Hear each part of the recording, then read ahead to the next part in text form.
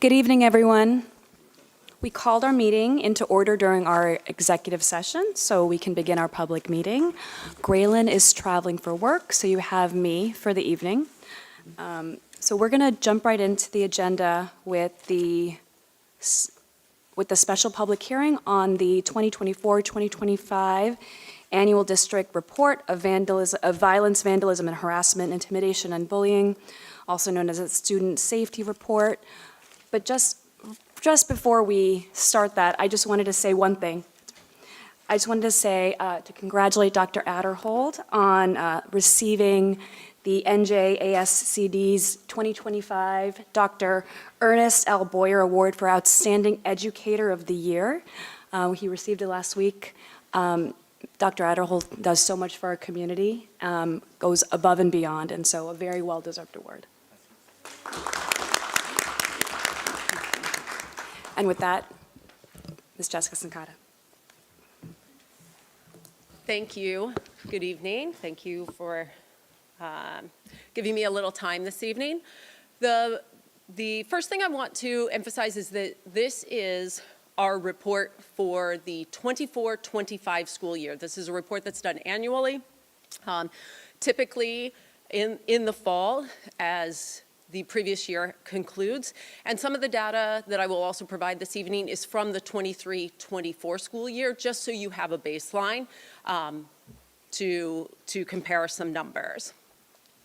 So the Student Safety Data System collects two types of information for all schools throughout New Jersey. And fortunately, here in West Windsor-Plainsboro, we do not see most of these types of offenses that are on the screen listed there. But we do live in a world where things happen, probably more often than most of us wish. And so we do have processes and procedures in place if and when incidents do happen. So with the reporting, we not only report the number of incidents, but we also report, which is a reactionary number, right? But we also report our HIB trainings and our programs, which we think proactive programming in order to think about making good, positive choices for our students. So I'll go through both of those tonight, giving you the data first of our reported incidences, as well as then a lot of our proactive programming. So the next slide that I'm going to put up is actually the 23-24 data, and I'm going to go through each category as we, so that I can explain a little bit and you can really understand what we're looking at. So along the top, you have the way we need to report our information, and in the column on the left, you have how it's divided on grade level bands. So when we think about violence, we think about typically some type of altercation between any number of students. When we think about vandalism, this could be something such as graffiti or damage to a school or district property. Substance is the use of drugs or alcohol. And then we have confirmed HIB. So I know in the summer, Dr. Jessica Smedley did a report on all of our HIB findings. This is just our confirmed HIBs. Okay, so that's something to keep in mind and a little different between this report and the report that you had in July. I want to also note that this number, which is again 2 school years ago, the 23-24 report, when Dr. McDonald gave this report last year, he noted that during the 23-24 school year is when the state allowed us to do preliminary determination with the law on harassment, intimidation, and bullying, which allowed our anti-bullying specialists and our administrators to determine if this was a conflict rather than HIB, right? And that changes the conversation that we have with student. It changes the conversation around harassment, intimidation, and bullying. And therefore, we found that our students and our families were much more thoughtful about the actual conflict and the language that was used.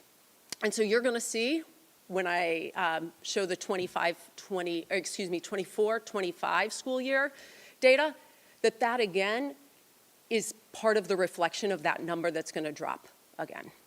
So this is our baseline, and then when we look at the 2024-2025 school year data, if we go straight to that HIB column, we're at 62 confirmed HIBs, right? The previous slide had 103.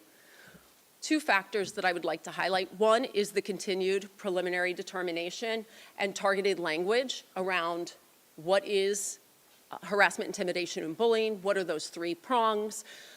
We can talk about that with students. We can talk about that with families. But also, in our K-5 category there, that dropped significantly as well. And that has to, we know that we have been explicit with our SEL curriculum and conversations that we've been having in our elementary schools. And so, of course, we'll see how this trends year after year, but we would like to note that we're doing some intentional work in our elementary schools around that. Not to say that we're not in our middle schools and high schools, but we have piloted some programs. And so we're seeing some good conversations and good results come out of that. As well, overall, when I went back and looked at not only last year's, but the previous several years, all of the numbers in most of the categories fluctuate. Now, HIB has had some dramatic changes, but the others fluctuate anywhere from 3 to 5, maybe a little more, depending on the year. We're pretty consistent. Substance use has, again, dropped, which we're happy to see, and we're doing some, continued proactive work with our students' assistance counselors, specifically in middle schools and high schools.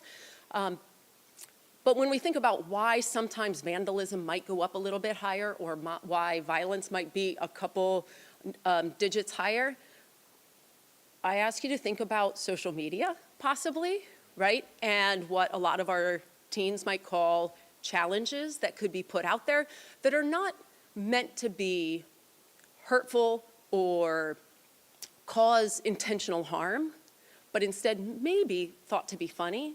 But when students do then accept and try to follow what's happening on social media, the consequences to that come with, or those actions come with consequences that we do have to address.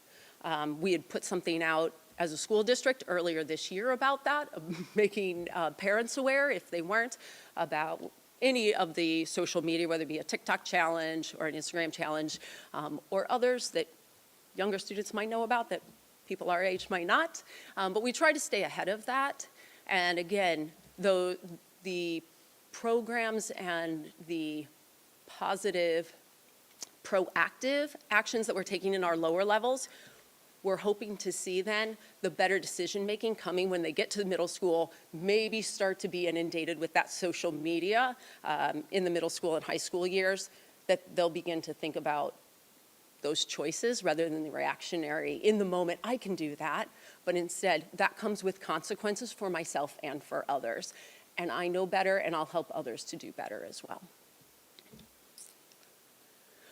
So those were a few of the numbers that we have to report, but if you remember, I also said that we have to report our trainings and what programs we're running.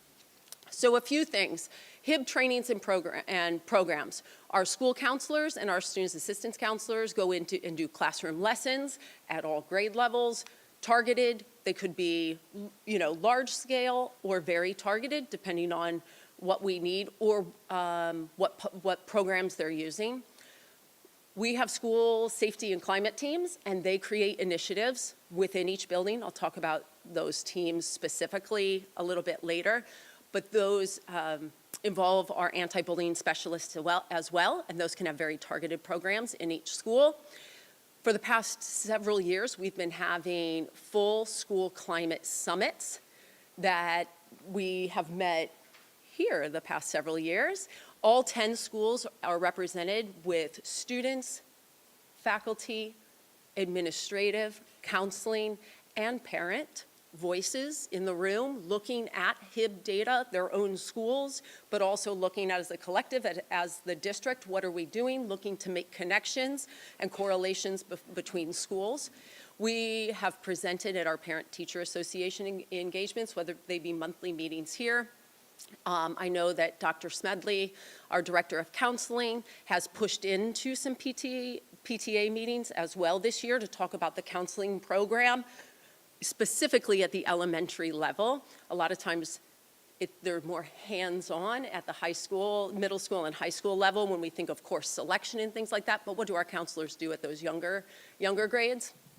And just to remind everyone that we are trained administratively, and our anti-bullying specialists are trained yearly in the month of September on HIB law, HIB process, changes to that, and our procedures along with that.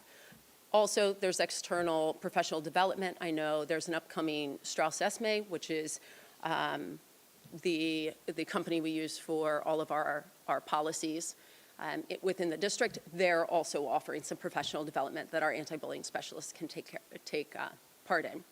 So along with HIB come two very specific weeks that the state of New Jersey needs to recognize. And although it says Week of Respect, the state of New Jersey might think it's only a week. Here in West Windsor-Plainsboro, we like to think of it that it's a full year of respect, but a targeted week that the rest of the year builds on.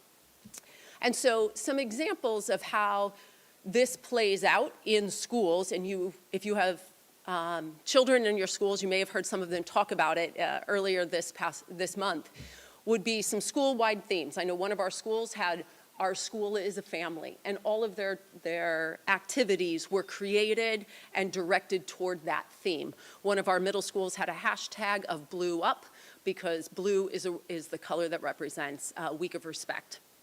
It could have everything from a wall of fame to a respect quote of the day.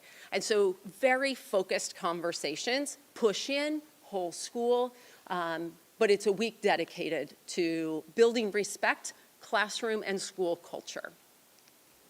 The second week that the state of New Jersey requires is School Violence Awareness Week. And this actually happened this past week. It's the third week in October. So if we think of Week of Respect being earlier in the month, building your classroom, building your school, this is going to be building outward into your community, okay, and connections that we have within the community. So some examples of what our schools did this past week: conflict resolution lessons within morning meetings. There could be school-wide challenges, right, of not the same as a TikTok or social media challenge, but instead of a challenge of finding a positive, passing along a positive message to a friend, right? Passing along a positive message to a teacher or a counselor that week, but really promoting, notice something that someone did that was nice for their friend. And so challenges in that way to go out of their way to begin to notice the positives within our schools. All of this is centered in self-awareness, self-management, because that's going to be part of that whole conflict resolution, right? Part of that is understanding who I am and how I respond to what I'm being met with. And so while we talk about conflict resolution in those morning meetings or during a mediation, it's also reflecting on how am I responding during this and better understanding what my role in this conflict is. And with this, of course, we're continuing our partnerships with our law enforcement officers, which I'll touch on in a moment. So our school and safety climate teams, I mentioned those in the beginning as being part of the HIB process. So all of our schools have a school and safety and climate team. That's a requirement. And when we come together in that summit, right, that's one time of year where we can all sit in the same room together. We share what is working. We share also where we need help within our schools and some of the topics that come up, and what the purpose of those teams are is to create healthy and safe schools, right?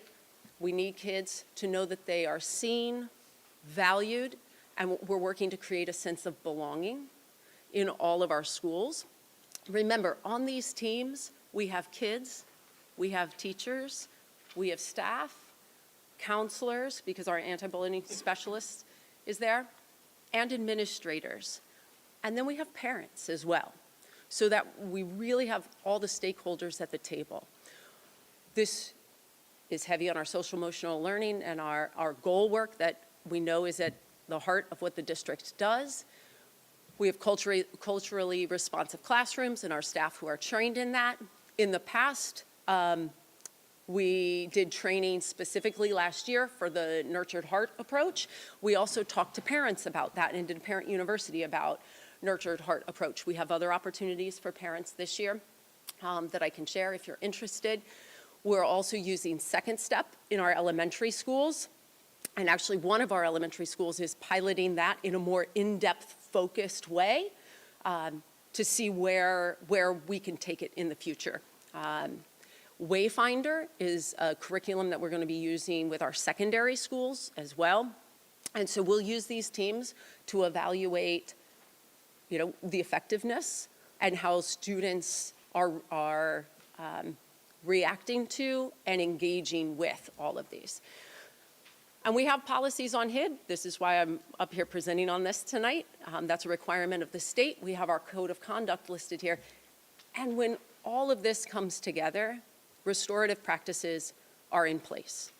Because when incidents happen, the job of the school is to work with the student and with the families to create a connection so that that student can re-enter our buildings feeling cared for, seen, and valued, and know that they're not judged for one decision that they made, but instead can move forward from a decision that they made and know that it's okay, we stumble and we get back up and we have support to move forward. And so our restorative practices are a part of that. And finally, just to highlight some large-scale safety and security pieces. I won't read all of these to you, but I just want to highlight a few. We do continue to have Class 3 police officers in all of our buildings. We have, as you all approved last month at the board meeting, a memorandum of agreement with our police department, both police departments, West Windsor and Plainsboro. So we have positive working relationships there. We continue to practice drills, 2 drills every month that we're required to do. And then through that, we have a reflective practice with our administrative teams, our security teams, to see how always we can continue to improve when that happens. We have our mental health clinicians in our partnership with Rutgers Behavioral Health Care in our buildings, and they can service all of our students. The next one are key players, our school counselors, our students' assistance counselors, our child study team, and our school nurses are the core. They're really the core of knowing our kids and creating safe spaces for our kids. Parent universities, we're going to continue. We've been having those. We targeted some of our middle school and our 6th grade families in the spring and in the summer, and we'll continue to offer parent universities on lots of topics, some of those being very specific. How do you talk to your teens? I know as a building administrator for several years, my kid doesn't talk to me. And so we have to talk about, because they'll talk to us at school, even if they don't talk to you at home. And so we're sharing some of those tips and tricks that we use in the school. And 2 pieces that I want to highlight. We've been using Gaggle, the Gaggle software, as a filtering system for our Google platforms that all of our students, any student who has a Google account. We have now enhanced that. Now that AI is enhancing how we all are using technology, we wanted to make sure that our students if they're on their school device or in their school account, that we're able to monitor that in order to provide whatever supports. And so we have enhanced what Gaggle does for us. We don't wait for a student to send an email or share a doc any longer.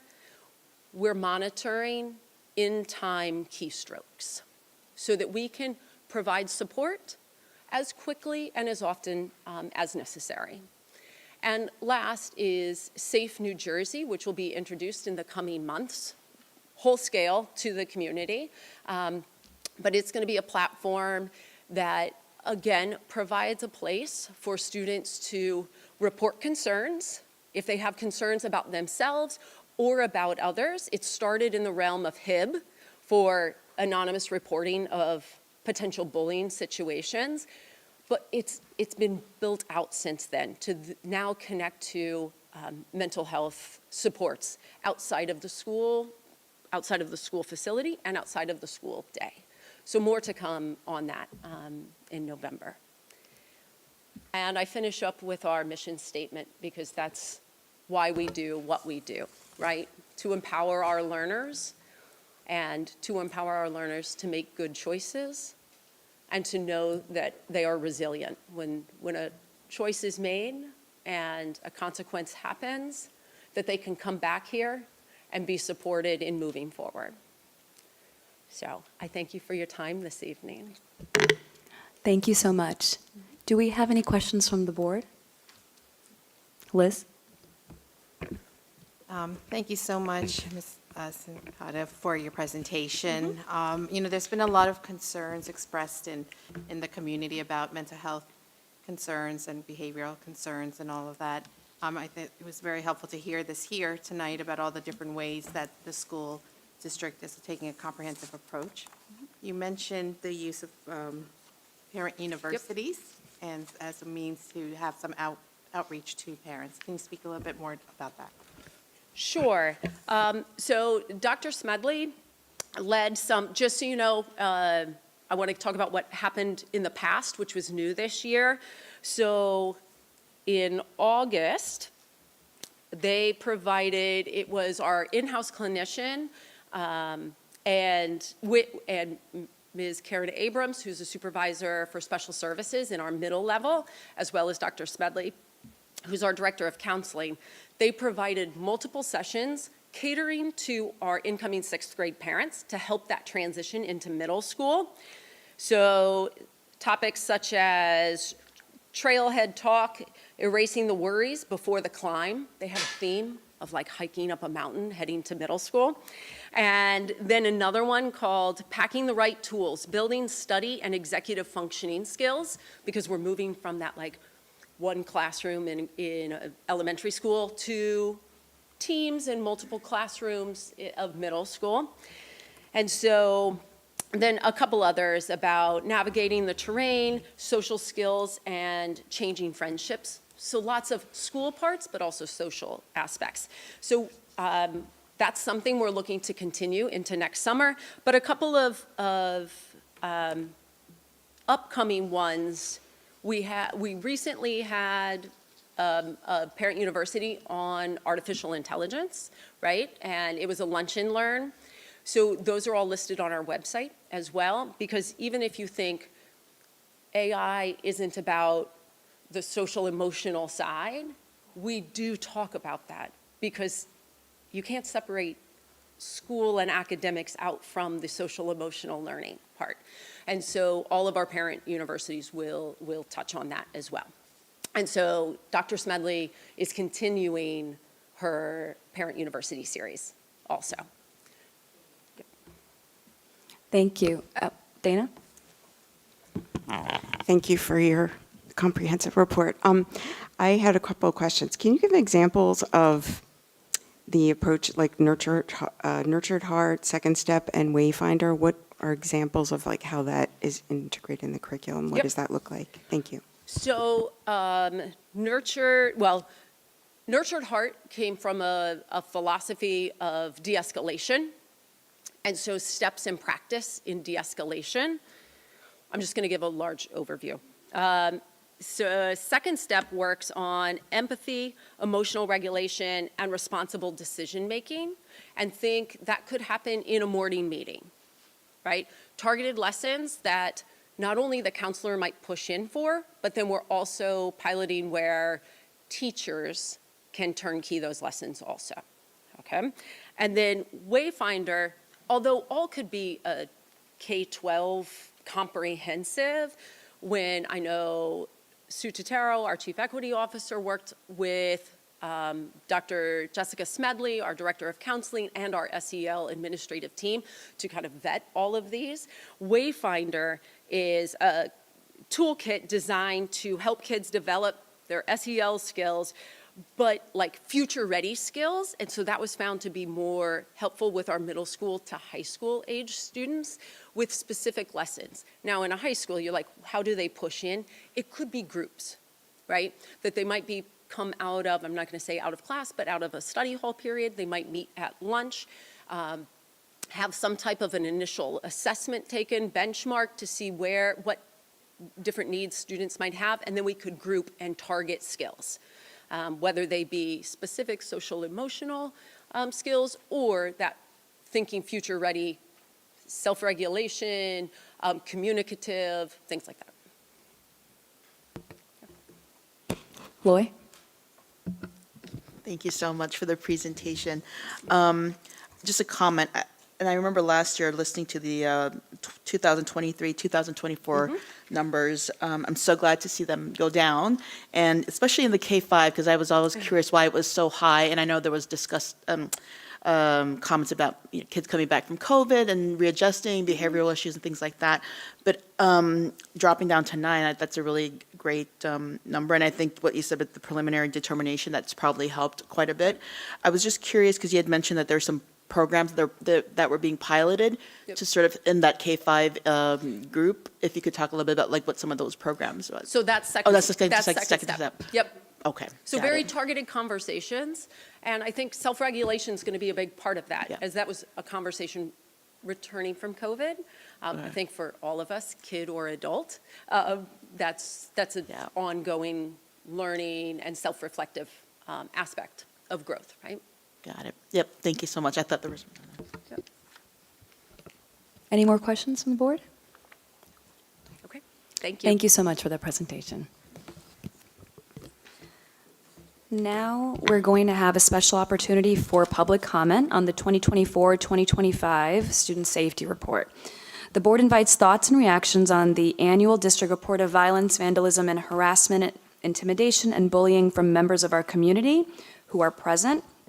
Each participant is asked to give his or her name and address prior to making a statement, which will be limited to 3 minutes in accordance with Board Policy 0167. All statements shall be directed to the presiding officer. This public comment period shall be limited to 15 minutes. Do we have any public comment for this on this special public hearing?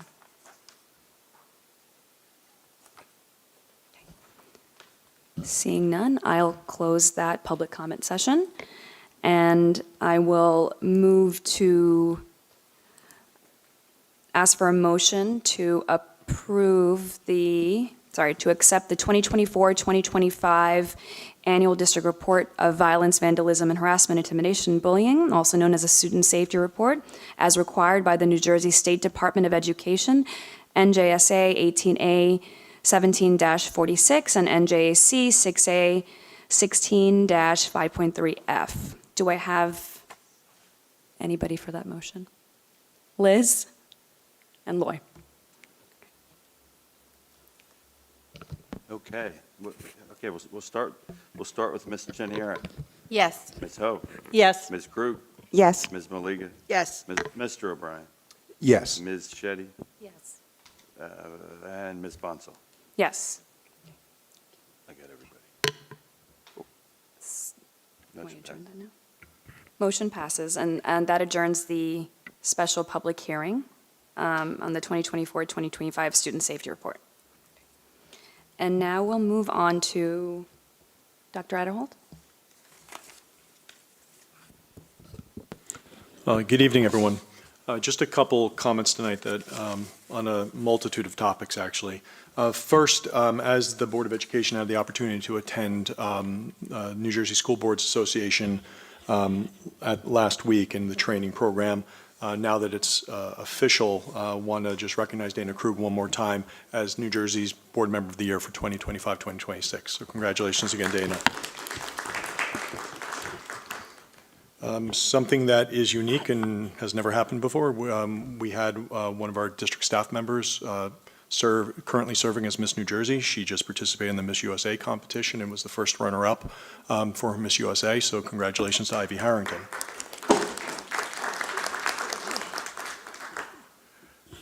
Wanted to just also talk about something a little bit more serious with respect to things happening in the state of the world and the state of the United States with respect to the federal shutdown. There's been questions raised regarding what does that mean for students and families that may qualify for free and reduced lunch, may qualify through federal programs such as SNAP or TAMF. So just for that, it's the Supplemental Nutrition Assistance Program is SNAP. That's a direct certification program through the federal government. We have over 300 students that receive direct services, 305 students to be exact, that receive services, food through SNAP, which is a direct certification program.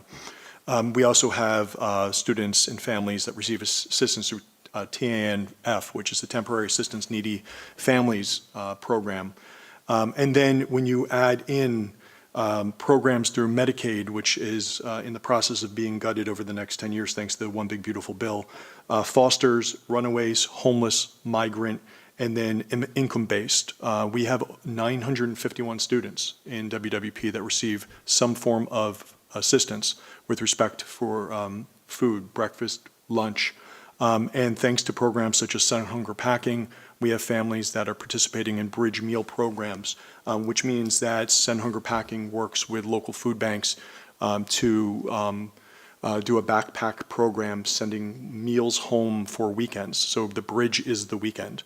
And the question that's been raised is if SNAP funding is not coming forward as a result of the federal shutdown, as we've indicated through the U.S. Department of Agriculture, will not be sending funding.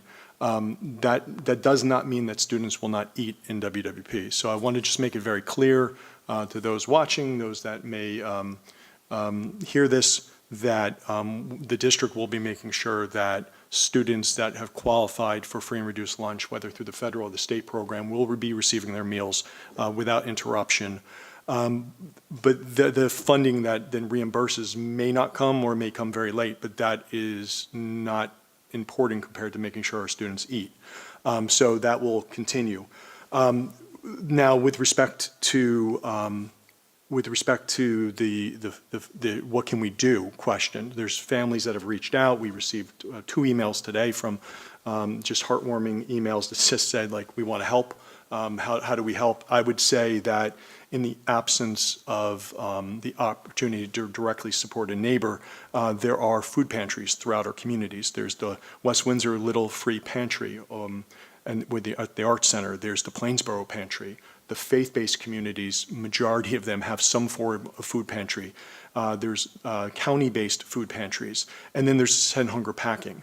And Sun Hunger Packing is just been remarkable and steadfast in supporting the district over these last, well, it's 8 or 10 years now.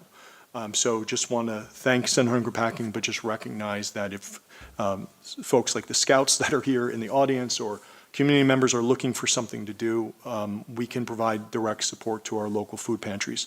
And just because we're feeding the students during the school day, it's important to know that the food stamps that families may receive may not come, right? So getting food during the day does not mean the family will receive the benefits that they deserve and qualify for to help their family food bills.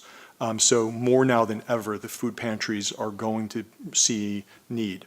So again, I would just encourage our community to consider that. Focusing on another topic, just because it came in yesterday, but the district received something called an energy scorecard. And you know, as you may know, the Finance Committee and Dr. Russo have done steadfast work with respect to the Energy Savings Improvement Program, working to decrease our energy footprint. When we first went through the referendum and went through the ESIP 1, and now we've entered into ESIP 2, ESIP stands again for Energy Savings Improvement Program, we did not have a very favorable rating as a district. But now we just received our newest scorecard. We now have, from an energy efficiency scorecard, we now have moved to the #1 district in Mercer County out of the 9 regular operating districts. And in the state of New Jersey, out of the 569 districts that receive ratings, we've moved all the way up to number 22. 5 of our buildings are energy neutral due to our solar program.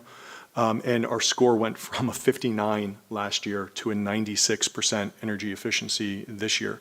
That's because most of those solar projects were done towards and came online towards the completion of the referendum, and the ESIP followed some of the building construction that was done in the referendum. So as programs came online and the rebates and the energy savings follow almost 2 years behind or a year behind, the way the rankings work or the way the agency works, again, if we had a 40% reduction year over year.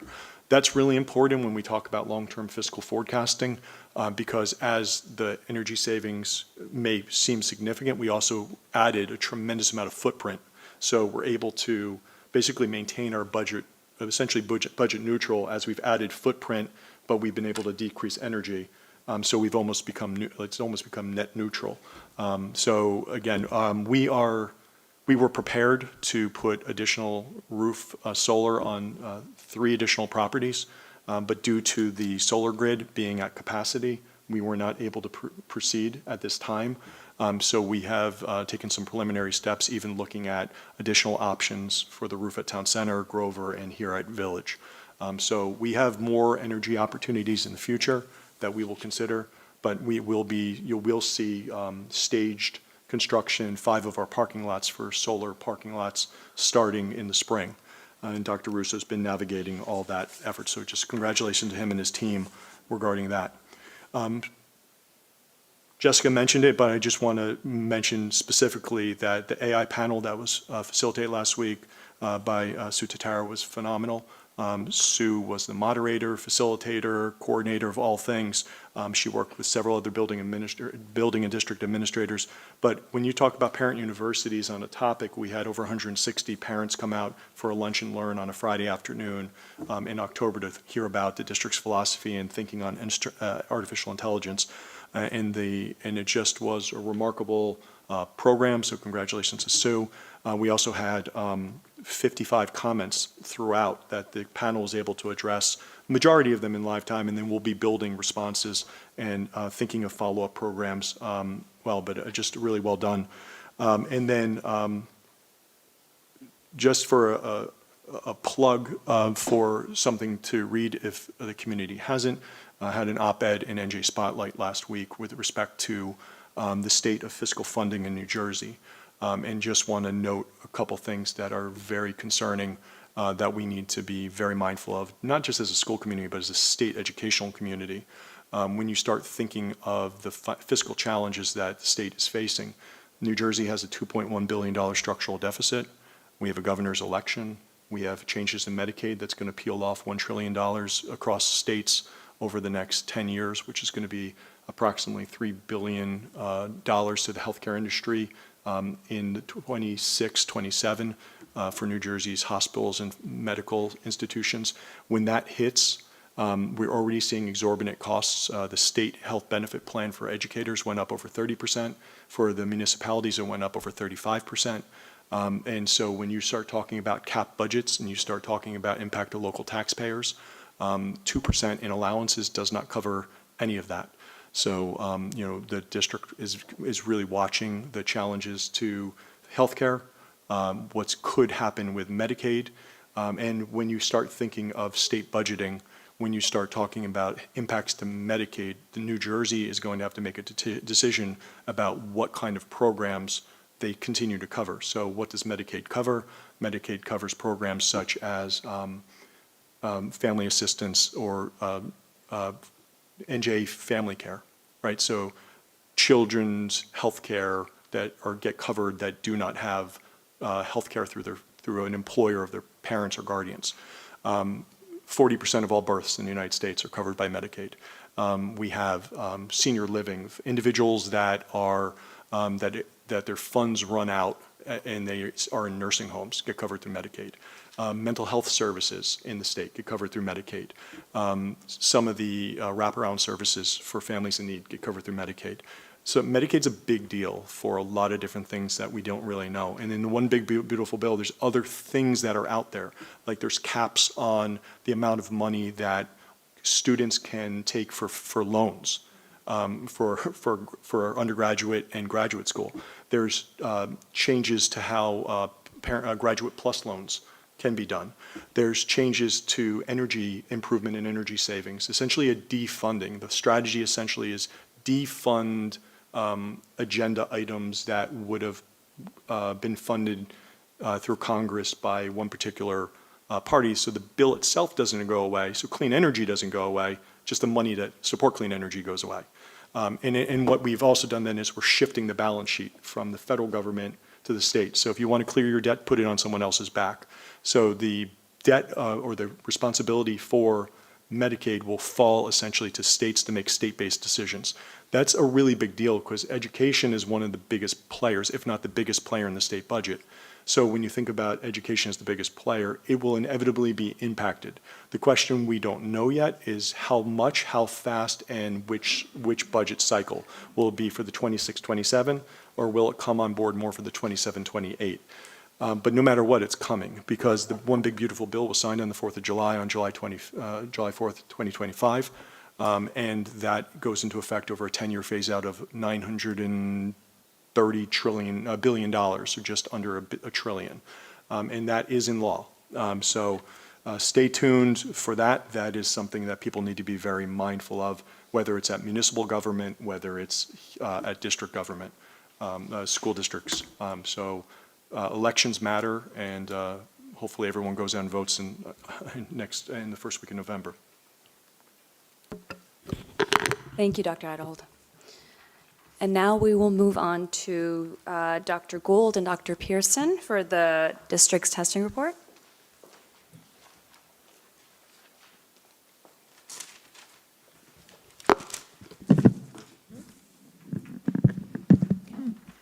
Good evening, board members and members of the community and our students.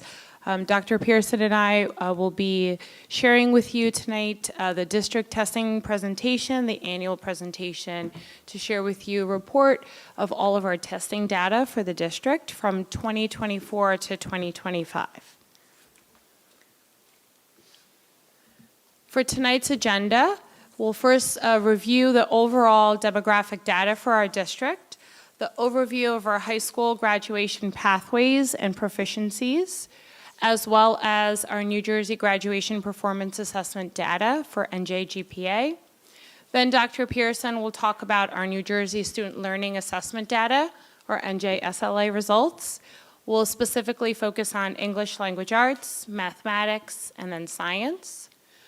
Next, we'll take you through the data for dynamic learning map and our access testing, as well as our AP data or advanced placement, our ACT, SAT, and our SAT data. So lots of information for you to think about and consider this evening. And then most importantly, we also want to talk about some of the strategies that we utilize as a district to help support all of our learners and their growth. And at the very end, we will do a little bit of celebrating and highlight some of our strengths as well as a district and showcase some of the great things that our students are doing. So to start off, we'd like to share a little bit about our demographic data. So here you can take a look at our overall student population by race and ethnicity. I do want to highlight the fact that this information is based off of the October 15th submission to the state. So every October 15th, we have to submit to the state data around our student race and ethnicity categories. These are federally set categories, so we report out exactly what they ask us for, and so these are the categories in terms of race and ethnicity based on last year, 2024-25 demographic data for race and ethnicity. The next piece of demographic data that I'd like to share out is our group of students by program. So again, this takes us through our students on, the population of students on free and reduced lunch, students receiving support through Section 504, which is based off of our Disabilities Act, as well as students receiving support for our multilingual learners, or formerly known as ELL or ESL, and then our students receiving support through special education and special programming, our students with disabilities. And these are our percentages of our population receiving support through those programs. And then lastly, we are also required to report out our demographic data by gender categories. And here we have our population based off of the October 15th submission. Okay, now we will move into the first category of assessments that we will review, which is our graduation pathways. In the state of New Jersey, all students are required to take the New Jersey Graduation Performance Assessment in order to be eligible for graduation. In English language arts as well as mathematics, they must receive a score of 725 or greater in order to be eligible for graduation in both mathematics and English language arts. There are other pathways, so if a student does not meet that criteria, several things can happen. The first pathway is that they have an opportunity to retake the assessment in the fall, so they take it in the spring of their junior year. And then if they do not meet that, they can take it again in the fall of their senior year. Another pathway would be that they would be able to meet proficiency through an SAT or an ACT, or we also use another assessment called AccuPlacer. We've actually had a really great success utilizing AccuPlacer as one of our pathways for our students in WWP who have not met the graduation proficiency through GPA or the assessment. And also the other thing, if they are not able through any of those possible pathways, they can also submit a student portfolio and they can go through an appeal process to the New Jersey Department of Education. So now we'll take a look at some of our data around NJGPA or the New Jersey Proficiency Assessment. As I mentioned, there are really only two categories. You are either ready to graduate and you've met proficiency, scoring 725 or greater, or you are not yet ready to graduate, and then we explore those other pathways. Here are district percentages for both English language arts as well as mathematics in comparison to the state. As you can see, WWP outperforms the state in both English language arts as well as mathematics, with 97% of our students in English language arts meeting proficiency and about 89% of our students in mathematics meeting proficiency.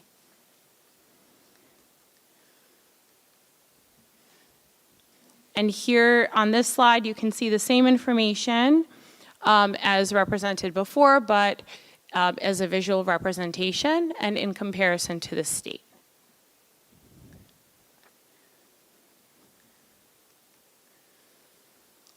On this slide, you could see graduation readiness in both English language arts as well as mathematics for the last 3 years. So 23, 24, and 25. So I will note, and you may also notice, in English language arts, it looks as though we've pretty much remained consistent in our graduation readiness and our pathway. And in math, it looks like for the years 23, 24, we were pretty consistent. And then in 25, we had a slight dip. So that's something that we are keeping a watch. It's important to note, though, that when we're looking at these assessments and we're comparing year to year, there could be cohort variability, meaning 2 different groups of students are taking the assessment. It is something that we will take a look at, though, and we will continue to monitor and make sure that it isn't a pattern, because if it does become something that's a pattern, then we need to take a look at our curriculum, we need to look at our instruction and see is the curriculum aligned with the state standards? Are there adjustments that we need to make in order to ensure that our students are prepared? The math specifically is based off of Algebra 1 content as well as geometry. So those are two courses that we very specifically monitor in terms of their alignment to ensure that our students are prepared to take the assessment.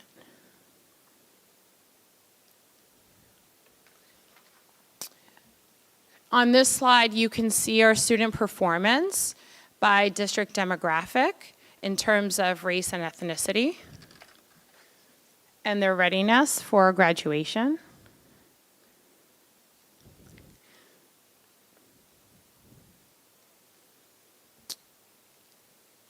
And here, the district demographic by program in terms of readiness for graduation as well. And so when we're looking at these specifically by demographic groups, you know, some of the conversations that we have as an administrative team and also our supervisor teams with our teachers are things like thinking about, you know, reflecting on this data and looking at what are the areas of growth and how do we help to ensure that all of our students are making meaningful growth and that they are ready to graduate. Looking at our programs, looking at the levels of support, and Dr. Pearson later on will talk a lot about what programs and what specific supports we have for individual students so that we can ensure that all of our students are making adequate growth. And now I will turn it over to Dr. Pearson, who will speak and share a lot of data with you about the New Jersey Student Learning Assessment, which is NJSLA, and lots of our students take that, and so she will share some information with you about that. Good evening, everyone. We're going to take a look at now, as Dr. Gould said, looking at our New Jersey Student Learning Assessment, which measures proficiency in English language arts, math, and science. We're first going to start with the English language arts portion of the assessment. This slide provides some detailed descriptions of the NJSLA language arts portion of the assessment. The NJSLA ELA assessment is administered to students in grades 3 through 9 to measure student proficiency towards acquiring the skills of the New Jersey Student Learning Standards in English language arts. It emphasizes the importance of close reading, synthesizing ideas within and across text, determining meaning of words and phrases in context, and writing effectively when using or analyzing sources. The NJSLA ELA is measured on 5 different levels of proficiency, with levels 4 and 5 meeting expectations and exceeding expectations as passing. This holds true for both ELA and mathematics. This slide has a lot of information on it, so we're going to spend some time looking at this slide here. This slide shows our ELA performance scores for students in grades 3 through 9 for the last 3 years. The data shown represents information about the same grade level and also different cohorts of students being tested. When we look across multiple years of performance data, it is difficult to compare progress directly because there are different cohorts of students that are being tested each year. It's like comparing 3 different sets of people's scores on the same assessment. As an administrative team, along with teachers, we look for trends and patterns both across and within cohorts.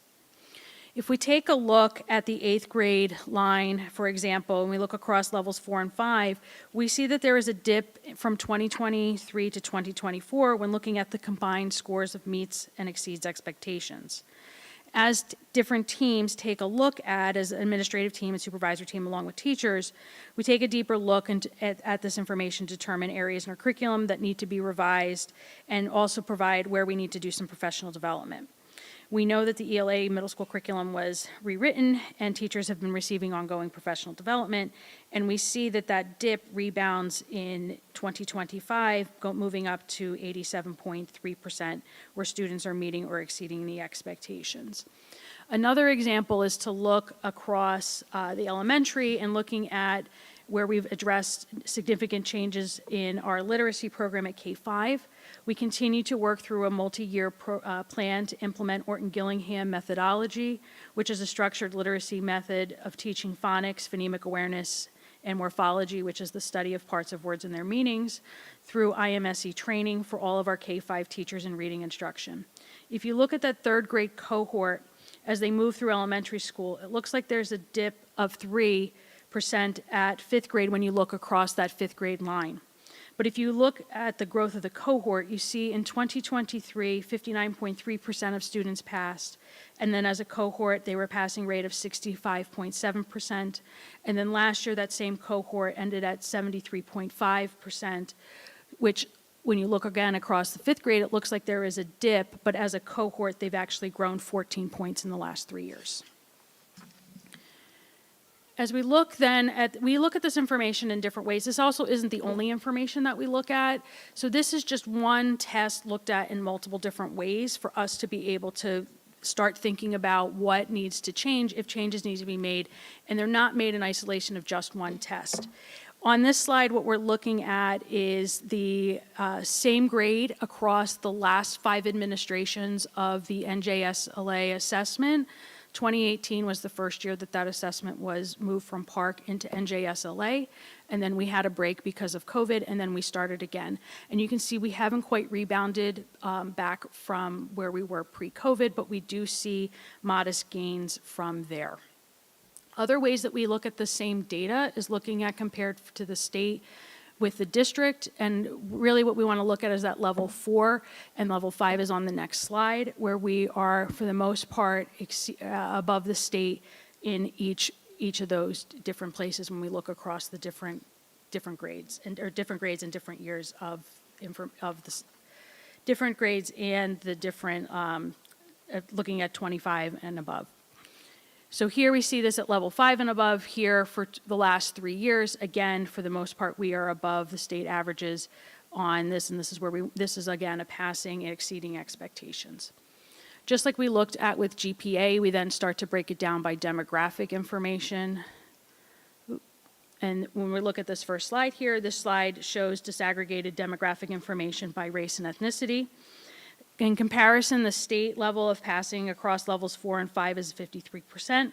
The demographic data here demonstrates that overall as a district, our students are achieving at levels 4 and 5 greater than the state, but there is still work to be done in addressing different areas, and we do this through our strategic goal work.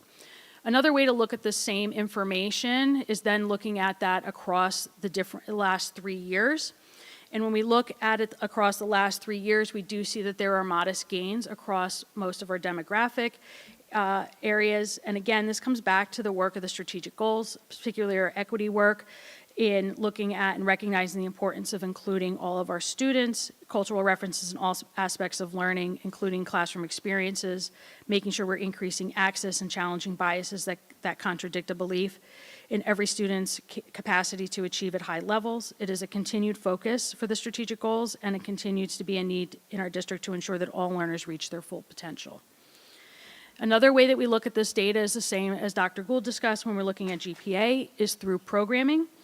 And when we look at this the data suggests, again, that we have places that we need to improve upon to increase our student achievement. And a little bit later, we'll talk more about what it is that we've done through different title funding to support growth and achievement in ELA.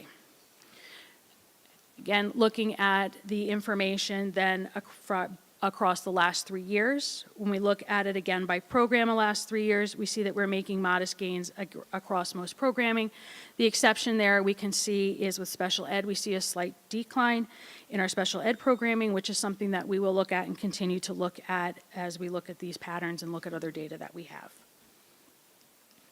We also can look at this by gender, and we don't report information out when we have less than 10 students, so you'll only see females and males here in the listing.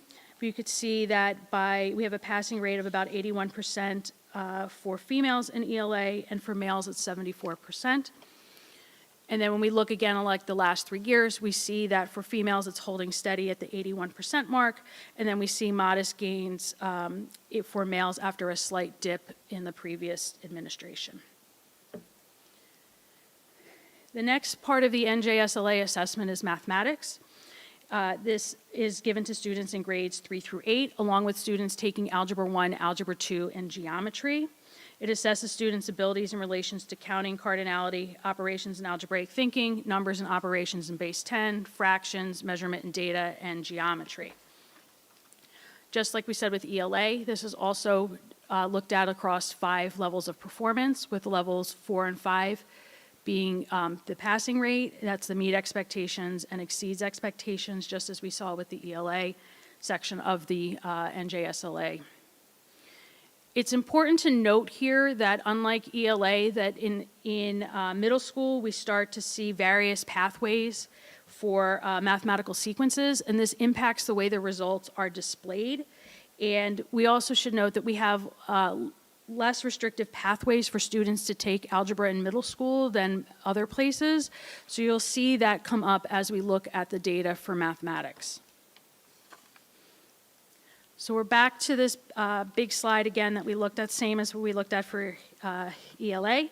Again, we show math proficiency scores for students in grades 3 through 8, along with Algebra 1, Algebra 2, and Geometry. We see MS and HS delineating between middle school and high school on the Algebra 1, Algebra 2 assessments. Again, when we look at this, it's important to note that a relatively small percentage of students take the Math 8 assessment. That's where you see the 8 going across. We only have 86 students across both middle schools enrolled in Math 8, which is about 11% of our population of students in middle school taking Math 8. When we look at trying to look at some of the trends and patterns in here, we have the same thing that we look at when we look at ELA. We look across and also down the cohort. And we can see that when we look at the 3rd grade cohort starting in 2023, we see that they had a passing rate of 65.2% and then 66.3% the following year, to this past year of passing rate of about 71% in this past year. Additionally, when you look across that 4th grade cohort, we see an almost 5-point gain from the previous year. Despite what's been reported in some publications this year, a plan has been in place to review performance data on the NJSLA. Teachers have received professional development. We have updated curricular resources. We have systems in place, even as this new test comes in, to be able to make sure students are prepared for the new test. And teachers have worked hard to have more students exposure to test questions. And we have done this in a way to not oversaturate with a focus on test prep, but rather on problem solving. As we move through looking at this data, we're going to look at it again in the same ways that we've looked at it with the ELA data, again, looking again from 3rd through 8, and then we have the Algebra 1 listed here along against the other grades. Again, same thing, NJSLA pre-pandemic to after pandemic, we again see some growth coming back into that. This is unfortunately the last year for NJSLA comparison because we do have a new test coming in the spring this year. So this was the end for the regular NJSLA test as we know it for this with this administration. Again, when we look across at our levels 4 and level 5, for the most part, with the exception of looking at that Math 8, we are at above the state levels, and in looking at this along, also you'll see a dip too with the Algebra 1 high school. We have less students that also take that course, where the bulk of kids are taking Algebra 1 in middle school.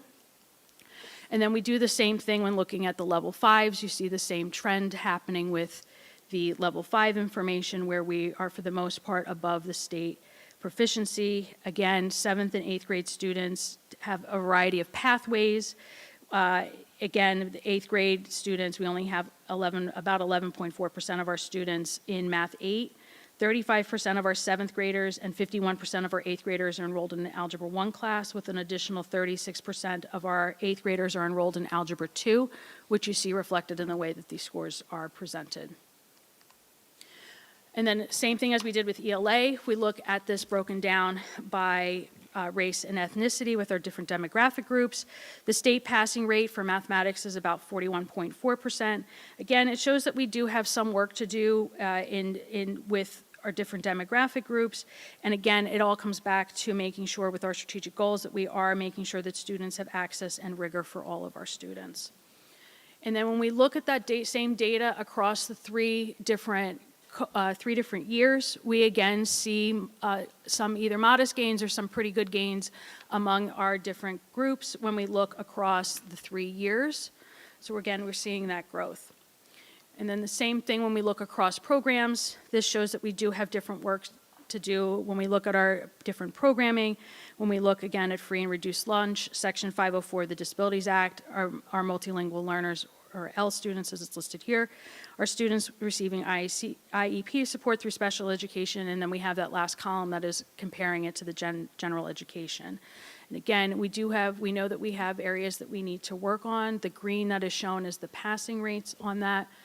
And then again, if we look at that by looking at across the last 3 years, again, we either see a hold steady or making gains across the different, looking at our demographic groups through programming. When we look at achievement by gender, we see that it is about the same performance level in looking at who's passing. And then again, when we look at the same information, well, it's not the same, it's 2025 versus now looking at 23 to 25, we see again that where students are making gains, modest gains across the different, in the last 3 years.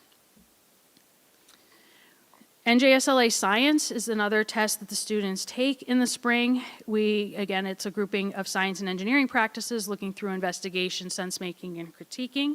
This is different than the other assessments because we only students in grades 5, 8, and 11 take the NJSLA Science assessment. The other difference with NJSLA Science is that the proficiency levels are on a scale of 1 to 4 rather than 1 to 5. Passing is levels 3 and 4 for the science test.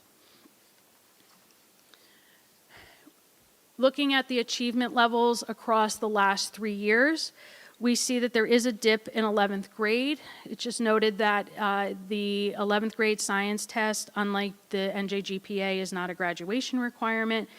But we also see gains in 5th and 8th grade, and overall we see a modest gain in performance. The state level of performance hovers at about a 26.7% passing rate, so we are above that when we look at our data. And again, looking at the same set of same different bands of disaggregated data. First, we look at this by race and ethnicity, and we can see that the levels are pretty even on this with the exception of our Black students and Hispanic students, that we, again, recognize that we have work to do in making sure that all of our students are succeeding. Again, when we look across the last 3 years, we see, for the most part, some modest gains. We do see a slight dip, but it's not a big dip with our Hispanic students. But again, these are places that we note and then think about how we can make improvements for all of our students. Looking at it again looking at this by different programming, we can see here again the passing is the green. Again, there are some questions here around how to support our multilingual learners and our students that are in special education with the results. And then we see some of that reinforced here. We see some gains, but then we also see some places where we have dipped.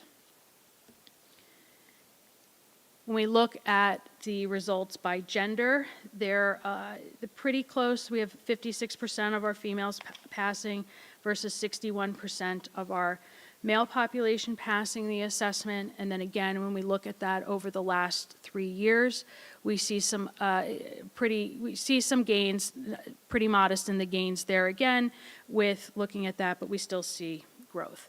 I'm going to turn it back over to Dr. Gould to talk about DLM.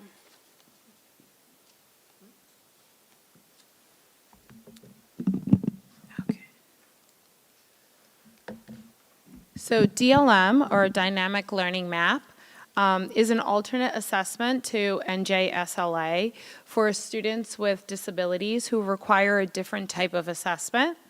The assessment is adaptive, and questions are presented to students based on their previous response. So there are 3 components to DLM. There's English language arts, mathematics, as well as science. And DLM is taken in grades 3 through 11, and science is taken in grades 5, 8, and 11. Proficiency levels, as reported for DLM, are similar to our science, with levels 3 and 4 being at target or advanced. So here you can see both on the left-hand side of the chart, you can see the number of students in our district that have taken the DLM. So in mathematics, we have 44 students that took the DLM last year, as well as English language arts. And then we had 19 students take DLM in science. And here are the results for those students who took this assessment.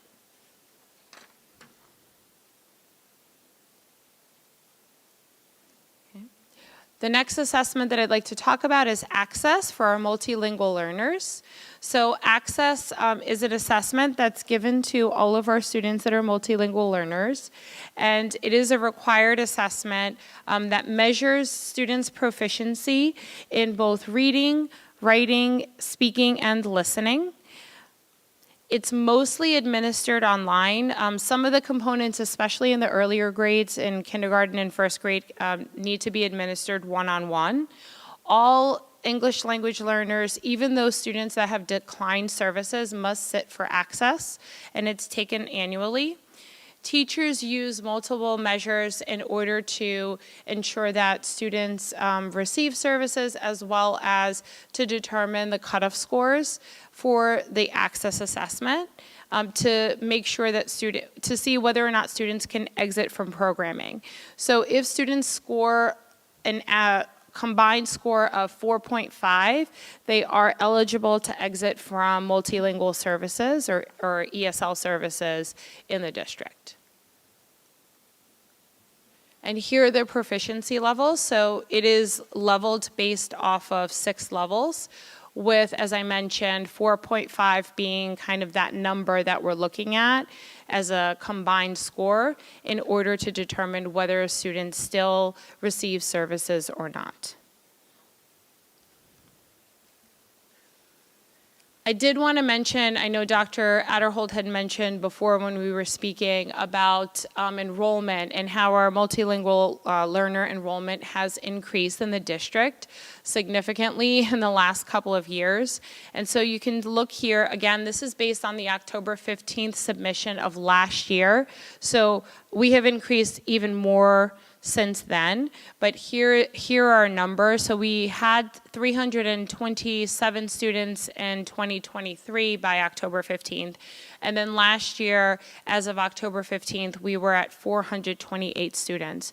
So our population of students needing support for our multilingual learner students have increased, and here's kind of the breakdown of where students are in terms of our district.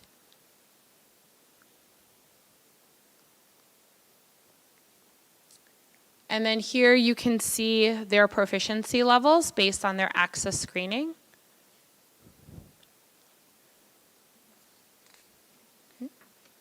And now we are going to move on to some of our College Board assessments. We will start with our Advanced Placement Assessment, or our AP assessment. So College Board and our AP assessments are used by educational institutions, so colleges, universities, in order to evaluate a student's preparedness for college and to make decisions about admissions, course placement, and the potential of earning college credit.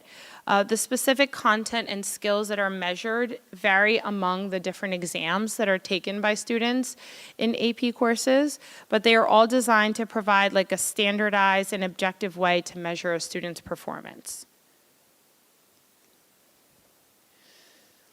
These are our course offerings as a district. So here is a menu kind of all the different AP courses that we offered last year in our program of studies that were available to students to enroll in order to be eligible to also take the assessment.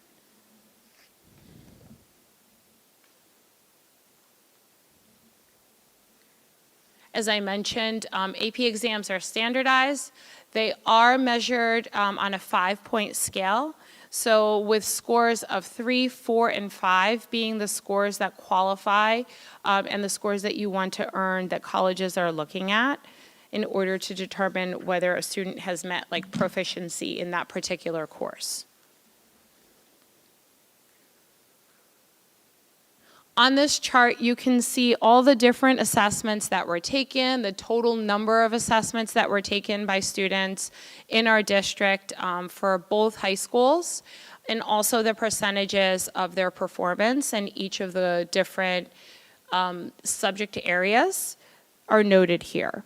So overall, about 94% of our students score levels 3, 4, or 5 in our district, which is like a significant achievement as a district, that high level of students are able to earn a 3, 4, or a 5.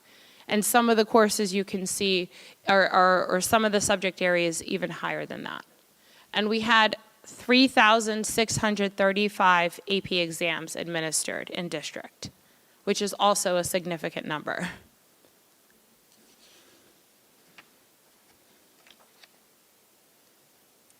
On this chart, you can see the same information, but just in a visual. So you can see performance with the green, blue, and the purple being our 3s, 4s, and 5s. And then on the bottom, you can see the different content areas.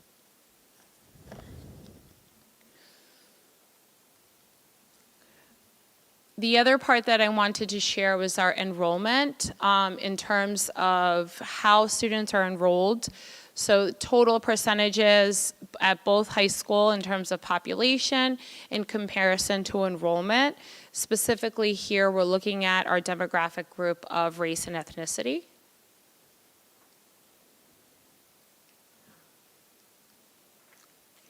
And then here you can see performance by demographic group broken down specifically in this particular distribution by achievement levels by demographic group.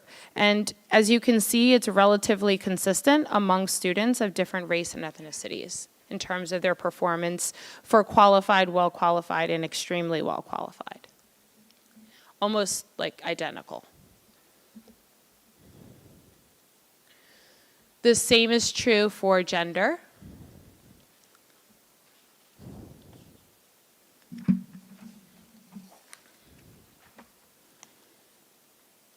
And also for student achievement level by program. You can see that performance in terms of qualified, well-qualified, and extremely qualified.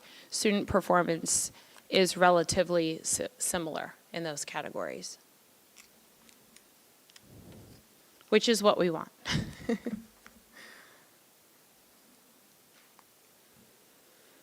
On this chart, you can see specifically high school north for the last 5 years, and the percentage of students at high school north that have earned a score of 3, 4, or 5. So for this particular year, 2025, last year, 96% of students earned a 3, 4, or 5.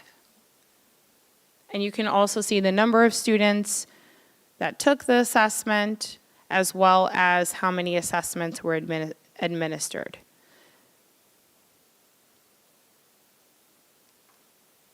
And then the same information for high school south.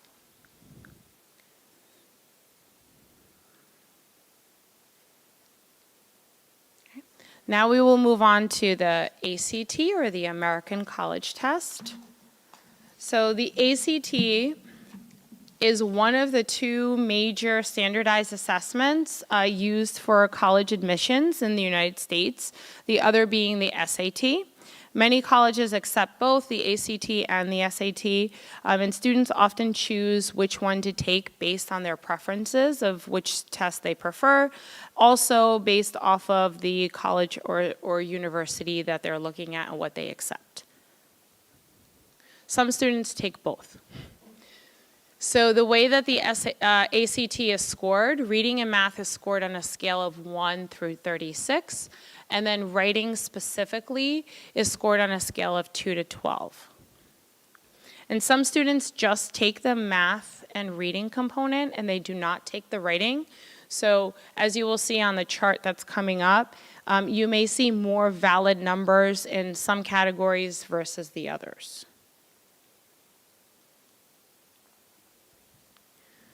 So on this chart, you can see You will notice that our student performance has remained relatively consistent from 2021 to 2022 through 24-25. There isn't great variability in our performance as a district across both math, English, and writing. We're relatively consistent in the ways in which our students perform, which is they perform pretty strong on the ACTs.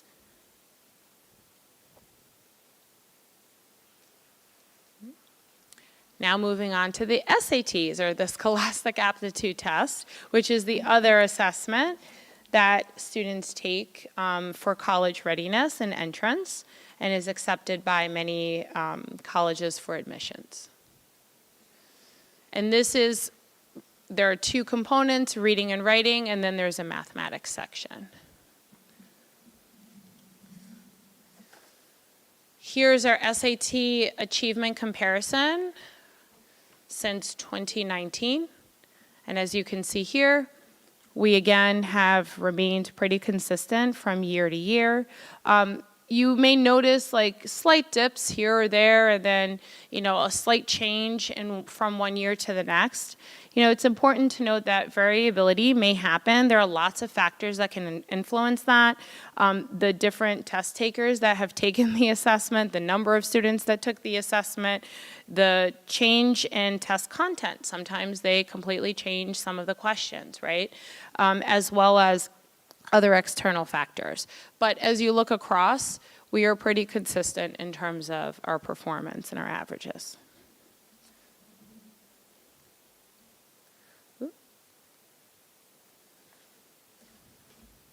Here is a comparison of how we do in comparison to New Jersey, as well as total group ELA, total group math, meaning total group meaning anyone who's taken the SATs, period. So nationally, internationally, whoever has taken the SATs. So as you can see, we outperform both New Jersey as well as anyone who's taken the SATs and their averages.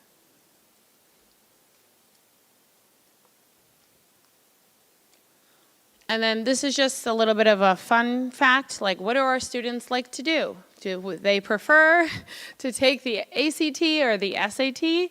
And as you can see here, overwhelmingly, our students still primarily take the SATs in comparison to the ACTs. Some take both, as I mentioned, but most students still take the SATs. One is not better than the other, it's just a preference. And now I will switch back to Dr. Pearson, who will talk to you about our multi-tiered systems of support, as well as some of our title funds and how we utilize all of those different components to help to support all of our learners and make growth.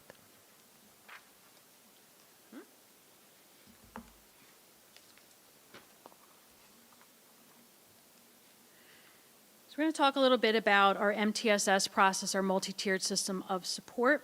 It is a proactive program and model that we use. As a district, we have implemented a number of steps to support students and increase student achievement. MTSS incorporates foundational practices for addressing equity in education through data-based decision-making and evidence-based tiered support to address and prevent academic and behavioral issues. In a multi-tiered system of support, data collection, early intervention, progress monitoring, and early identification and early intervention are at the core of supporting individual student growth. MTSS implements universal screeners and secondary screeners in order to identify students for early intervention and targeted support in order to utilize students' strengths to mitigate gaps in learning or skill needs. 2 years ago, we piloted a multi-tiered system of support structure in 5 out of our 10 schools. We saw huge progress in the way in which students and teachers were supported and grew.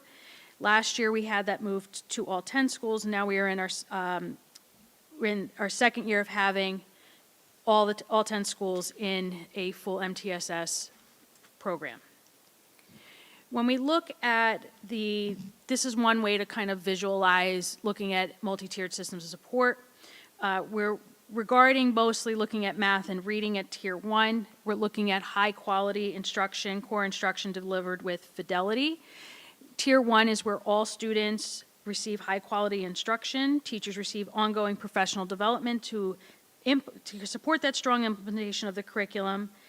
We have dedicated teacher resource specialists for intervention and instruction. We call them our interventionists, who provide Tier 1 coaching to teachers, and then they support students in Tier 2 and Tier 3. And we use, again, a variety of data points through universal screening and secondary screening to be able to determine which students we would move into that proactive Tier 2 and Tier 3 model. Generally speaking, we use the NWEA MAP assessment, growth assessment, to identify is our universal screener, and then we use other assessments like Acadience and some of our internal assessments to make decisions about who needs Tier 2 and Tier 3. Tier 2 support looks like about 2 to 3 times a week of supplemental support based on students' needs for about 20 to 30 minutes of time. When students move into that Tier 3, it becomes more frequent, which we're looking at then about 4 to 5 times a week based on student needs, and again, a duration of 20 to 30 minutes, again, in that supplemental way. When we look at, again, just reinforcing what some of those universal screening processes are, we have in place for we use the NWEA MAP at K-8. 9-12 looks a little different. They look at attendance, behavior, and course performance for that early identification. We progress monitor and use a data decision-making process when we're making decision. The tiered supports are pull-out, it's supplemental, so if you're if you're receiving math intervention, you're not missing more math. You're getting a second dose of math or the second dose of reading. And we're also working on integrating more of our digital content and looking at, we have Dreambox K5, Otis is a data visualization tool, again, we mentioned MAP, and Acadience and other measures to make sure that we are being as proactive in looking at all of the different ways to meet our learners' needs. Some of the other strategies, having a good, strong core curriculum in place is important. So revisions have been made to ELA, math, and our ML program over the last couple of years. We've had training in Gillingham, which we mentioned earlier, math recovery training at K-5 for our interventionists. We've also had sheltered instruction, observation of protocol put into place as well. We've, again, looked at changing the ML program so that we have more push-in opportunities for students at levels 3 and 4, and increased literacy pull-out settings for students in levels 1 and 2 through science and social studies content. We've increased and targeted professional development to support teachers directly aligned to strategic goals and main initiatives, especially in the areas of literacy and math. That's the sheltered instruction, observational protocol, or SIOP, is to support instructional practices for our multilingual learners. We've also leveraged more and more supports of our students through our Title grants. We've used them in a variety of ways. For example, Title II grants paid for the Orton-Gillingham training for our K-2 teachers in the foundational reading skills. Title III funds paid for summer camp for our multilingual learners. And we were also able to provide busing at no cost for students. Title IV is helping support students on free and reduced lunch, taking dual enrollment courses at the high school level. And again, with the staffing, we have our teacher resource specialists for C&I and also interventionists at all levels supporting students and teachers in our tiered supports. And I'm going to turn the last part of this back over to Dr. Gould.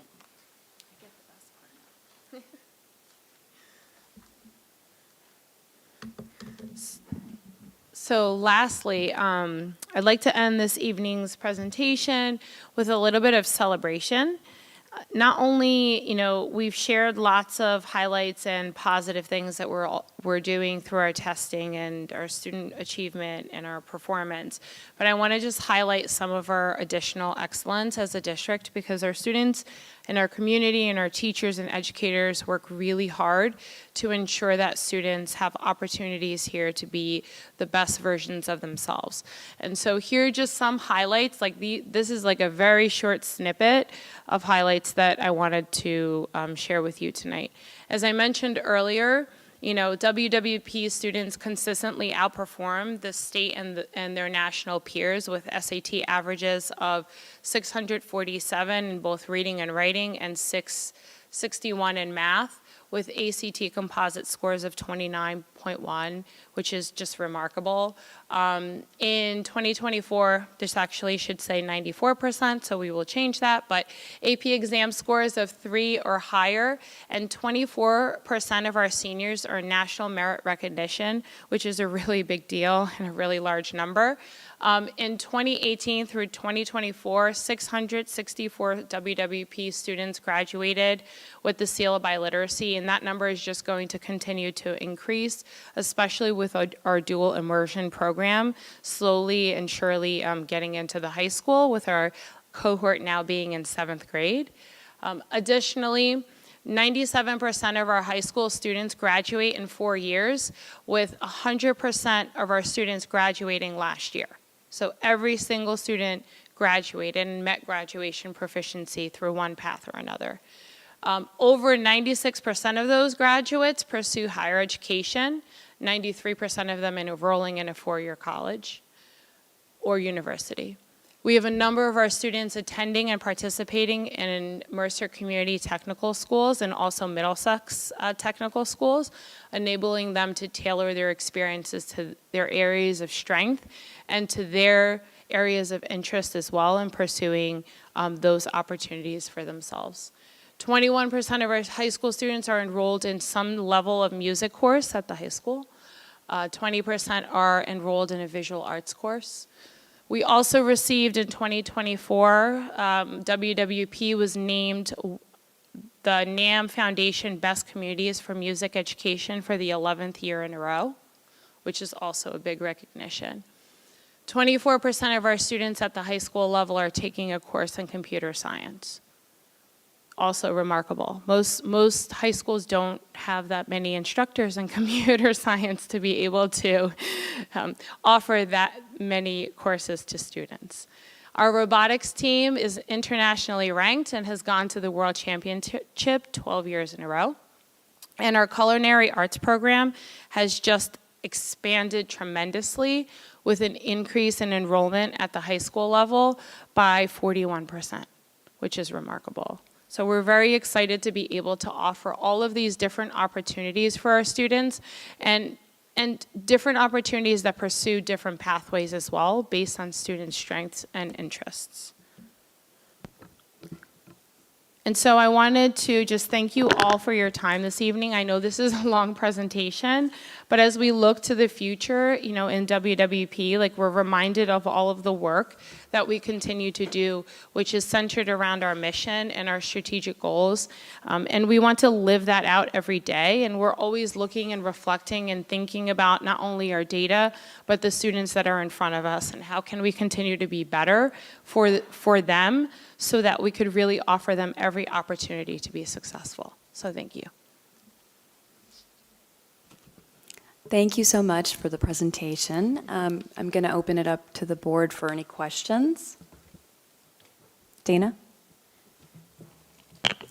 I have a bunch of questions, but I think many of them were answered, as you say, live. But initially, what was the October 15th submission that's on here? Is that 23-24 or 24-25? It's the 24-25. Okay. And then I think you answered this one, but the 7.3% who did not make the score to be graduation ready, you said that everyone was able to graduate, so they went through the other processes. So okay. they had the opportunity to be reassessed, and or they met the requirement through either AccuPlacer, SAT, or one of the other pathways. Okay. And then just jumping to multilingual, as you mentioned, it's increasing a lot from year to year. What % graduate from the program each year? Like, I know it's not consistent because it's not the same cohort, but. When you say graduate, I mean, could you clarify? they move into general education. as So they're opposed- all in general education. Right, but they don't have the supports of MLO. Oh, in terms of going into not receiving supports for multilingual learners, that depends on the year. I would say we looked at this last year, it was around 21% of our students were able to meet that proficiency of 4.5 and no longer need services. It's very dependent upon how much prior language proficiency they have, what levels of support they've had, whether they're, coming in as a level 1 student, meaning they have no language proficiency, or they're coming in with some language proficiency. So it's really individually dependent. But last year, about 21% of our students were able to have enough proficiency to no longer need services. Okay. And then jumping to AP tests. Sure. So it looks like there were 3,635 tests given.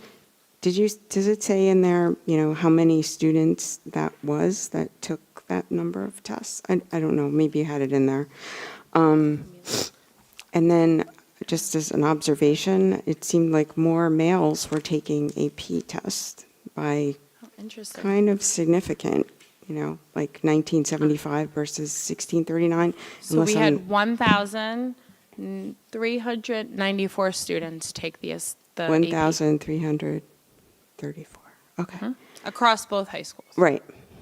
So it's, of course, across many grades because, yeah. So Primarily juniors and seniors. Seniors, right. We do have one AP course now that's offered to sophomores, so we do have some sophomores who take it, as well as we have some sophomores who take an AP test in their language as well. So sometimes we have that. Okay. I don't know if I just said something about noticing that more males are taking APs. It looks kind of, I don't know. I'm not More- sure why. Yeah, 1975 Sure. versus 1639. It seems like kind of a lot. And then I just also, another observation was just that the ACT participation seemed to be, it was already low, but it seems to be dropping over the last, 2 to 3 years. So anyway, thank you so much for your Sure. report. Appreciate all that. Any more questions? Paul?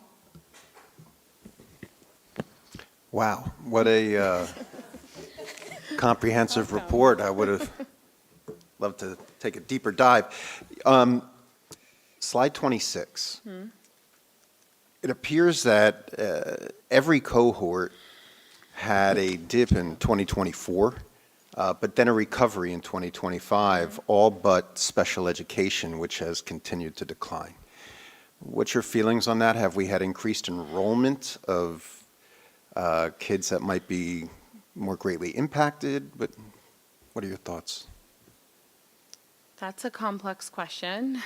We certainly are always looking at our programming across. One of the things that we've started to focus on more recently is how we can really communicate across general education and special education in terms of our programming and ensure alignment with our MTSS process, with our special education as well, as we transition students from, special education programming back into general education so that they're more successful. So that's something that we started to look at, and alignment of that programming. I'm not sure if it's because students have more need. I think that we have to continue to look at, what we have to dissect this further in terms of is it specific grade level cohorts? Is it specific needs of individual students? Are there particular curricular aspects where we need to do more training with teachers in terms of supporting them in helping students make more progress or accessing the grade level standards differently? So we definitely need to dive into that further. And just one more, thank you for that answer. You mentioned the alternate routes to graduation a couple times. We Sure. heard AccuPlacer. Can you just tell us what that is? So AccuPlacer, I think one of the reasons why we've had such success with it is because it offers like almost immediate feedback to students on where they need to improve. So for instance, they submit like their writing, and then it offers them feedback of why they were or were not like successful, and then they can practice. There are a lot of like practice sessions that they could do immediately in order to improve for the future. And so we have utilized it for that purpose. It also supports our ML students because they can take components of it in the language that they're most comfortable in. And so, for instance, the mathematics component specifically can be adjusted for a different language, and therefore it gives access while still measuring the skills in terms of graduation readiness. And so that has been very helpful as well. So I think because of the immediate feedback, the ability to do like tutorials to help them make progress, as well as access for students like our multilingual learners, has really helped us to have success with students that maybe NJGPA they're not as successful with. Thank you, and thank you both for the presentation. Sure. Any other questions? Louisa? Can you just remind us, when do the students take the NJSLAs? Because we're judging them as meeting grade level or not, so I think when they take them is relevant. Yep. GPA takes place, that's the graduation requirement one, that takes place in March, and then NJSLA takes place in April, May. We have field testing happening right now for the new NJSLA adaptive test that's happening now, and then that'll be administered in the spring, March, and May as well. Okay, so the students that are approaching grade level still realistically have a shot of making grade level by the end of that grade level, right? But the ones that are far off are obviously far off. Okay, great.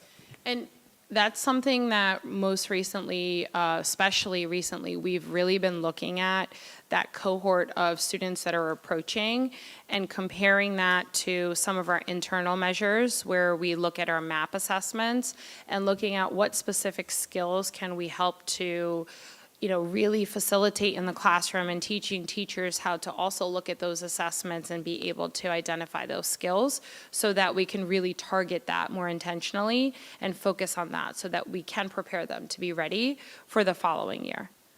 And also GPA, the NJGPA, the kids that take that in March, they have the opportunity to retake in October if they did not pass, and then any new seniors that were not here and had not taken it also have that opportunity, and that was earlier in October.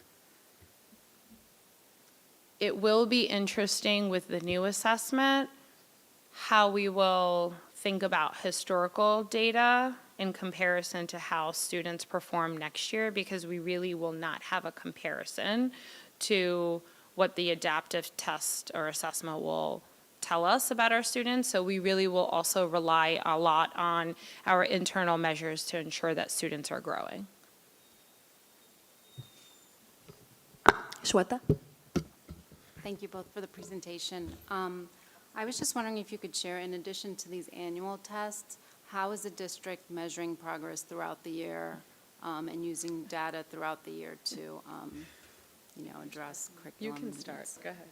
It's So- how are we not? Yeah, so there's lots of levels to what's happening with assessment. So we use the NWEA map, we give that 3 times a year. So we just are wrapping up that administration now of that for both ELA and math at K-8.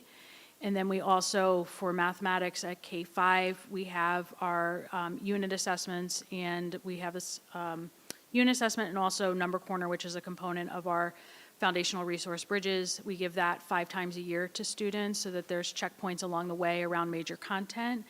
In ELA at K-5, there's also, with the IMSE training, there are instances throughout the year where students are, actually there's weekly assessments with that, and teachers are taking anecdotal information daily, so you get more of that observational piece to go along with some of these bigger measures that we have. Do you want to speak about secondary?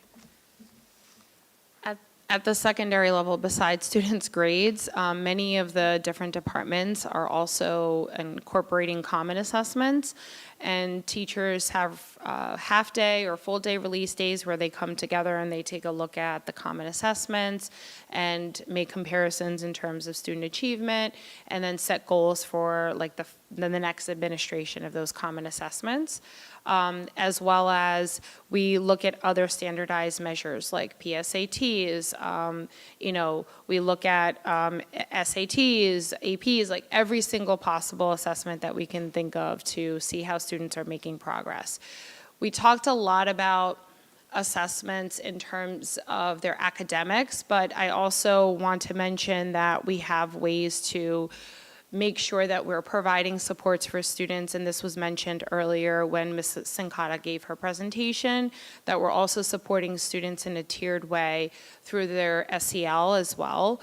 Both at the Tier 1 level, which she spoke about, our different programs through a second step, through our counseling services, as well as Tier 2 and Tier 3 through our small group instruction with our counselors and our UBHC clinicians at a one-to-one level with students. Like, there are lots of tiered supports for SEL too. We didn't talk about that in our presentation because it wasn't as relevant, and she mentioned a lot of those supports, but I want to make sure that it's shared that our MTSS encompasses both SEL supports and behavioral supports as well as academic supports.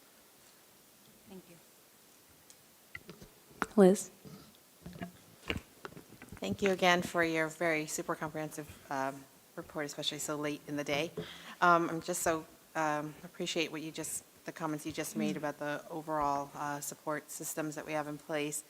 I just wanted to know, how do we let parents know about the availability of those type of additional support systems, especially as kids are preparing to take the SATs and all those other kind of standardized tests? What's the approach taken for students as well as parents? And then I have a second question. Sure. So all of our, and this is actually something that was also referenced in some of those publications, that there isn't a transparency. Our parents have access to all of the assessment data is available to them. We have parent reports that are sent home for every assessment that we administer as a district, as well as if we identify that there's a specific need through our universal screening, whether it's at the secondary level where we're looking at academics, behavior, or attendance, and students are receiving a Tier 2 support because of one of those reasons, we are reaching out to parents and they are part of that process and that conversation, as well as if we determine that a student needs intervention, K-8, parents are also notified that their child is receiving intervention.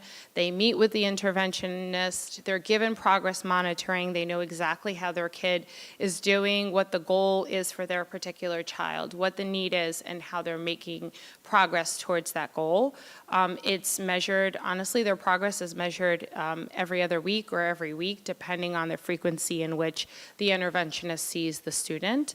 And everything is shared. All of our assessment is also shared in Genesis under the assessment tab, so parents have access to it there as well. So there is lots of information that's shared from the district to parents as it pertains to assessments and what's administered and the results as quickly as we can. And then in terms of supports, I meant more like financial supports. Oh, sure. For because in this community where a lot of people have access to tutoring and all these different types of courses, and not everyone may be. Yeah, so through title funding, many of the schools have Title I tutoring or tutorial tutoring. So as students are identified for additional supports, they have tutoring available after school. Both at the middle schools, but some of the elementary schools do as well. Students qualify, though, based on need. And so if there's a particular need, the counselors or the administration will reach out to a parent and let them know. And then tutoring is available through our teachers, and it's free of cost, and parents are notified that their child is eligible. But we do have to ensure that, it's based off of need, so we do take our students that have the highest need first, and then we provide services for them and notify parents accordingly. Sure. Thank you, Dr. Sorry. Lloyd. Sorry. It's okay. Just a comment, actually, to begin. Sure. I'm so thankful that you guys highlighted the, on slide 20, oh, excuse me, I can't read the numbers too. Slide 19 and 32, highlighting the grade 3, I guess, in 2023, as they take the NJSLA, ELA, and math each year. And just the progress with that group, just a reminder that that's the group that's, because many of us have asked about this, that there were kindergartners when COVID hit. Yes. So when these exams came out and we looked at the numbers, we're like, ooh, that's a little, but just watching that cohort grow, really, in both ELA and math, I mean, I think it's a credit to parents, the district, and everyone, putting in an all-out effort to help those students. I believe it's also the cohort that's been called out in the publication. So it Gotcha. just shows how that cohort has grown over time from 3rd grade through 5th grade. So, really, I love seeing that. I just, I know with our race and ethnicity, looking at those graphs, and I know it's like 5 or 6% with our Black and Hispanic students. And I appreciate the slide with showing year to year the steady growth. I guess my question is to continue that growth and maybe a little bit, maybe not quicker, but just to help those students get to kind of the same picture graphs as our other cohorts. I know that there's a lot of work going on. I wonder if you could just talk more about like how we can help those students specifically. So we do a lot of that work through our MTSS process, right? So both with our interventionists and the training that we provide to them, that's targeted through specific instruction, but also our beliefs around, high expectations for all learners to make progress, and how we set specific goals for individual kids, right? So looking at where is a student in terms of their needs and where are their skills, and then how do we set a goal for accelerating that, especially if their skills need more growth, and how do we help to support them individually. And we have been working really specifically and very hard to do that, and then to progress monitor to make sure we have the right program, the right instructor sometimes, right? The right frequency. So if the frequency is not working or needs to be more or needs to be accelerated, we need to make an adjustment with that. So we monitor all of those things. And if kids are not making what we deem adequate growth in a certain amount of time, then something needs to change, whether it be the program that we're using, or whether it be, the frequency, or whether it be, maybe it needs to be a different individual that needs to administer the intervention. So we're constantly looking at that. And we really do try to focus it on individual students, because we want to partner the intervention with the student and what they need. Thank you so much. And just a curious question. I know the NJSLA 1, 2, 3 is not meeting expectations, or at least 3 is approaching expectations, and 4 or 5 is passing. And I'm just curious, when students qualify for multi-tiered support, is it like a benchmark 3 and 1, 2, 3, or do you look at the NJSLA along with the internal data with MAP testing? Like, how do you kind of make that determination of? Do you want to talk about that, or I can? Go ahead. I'll start and then you can fill in. Okay. So we use the NWEA map as the foundation for that universal screening. So everybody takes that, and then we look at students that fall in the 40th percentile and below on MAP, and look at, from there, some secondary screeners we could look at. So Acadience is a secondary screener that we give, that's also a universal screener, but that gives us some more information about whether or not students, the way that the scoring comes out from that is whether or not students should be successful with the grade level content. So when we do the universal screening, we look for 2 pieces of confirming data to say, yes, there should be an intervention or not.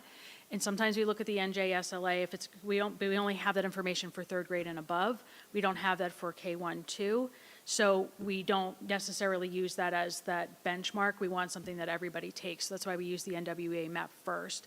And then for mathematics at K5, we look at the map, and then we look then we screen, if kids are 40th percentile and below, we look at the Acadian screener, and then we look at the number corner benchmark or baseline and check up from there, because that gives us some classroom data. So we don't want to over-test kids, but we also want to make sure that, and we're also using things that kids are already doing in making those determinations, and we don't want any of these decisions to be based on one data point. So that's where we come in with, look at MAP, and then do we have another piece of confirming data to say yes or no on whether or not that intervention should take place. It's hard to use on JSLA because we don't get the assessment back for a very long time, and it's only once a year, right? And so it's helpful to look at it for patterns in terms of like our curriculum.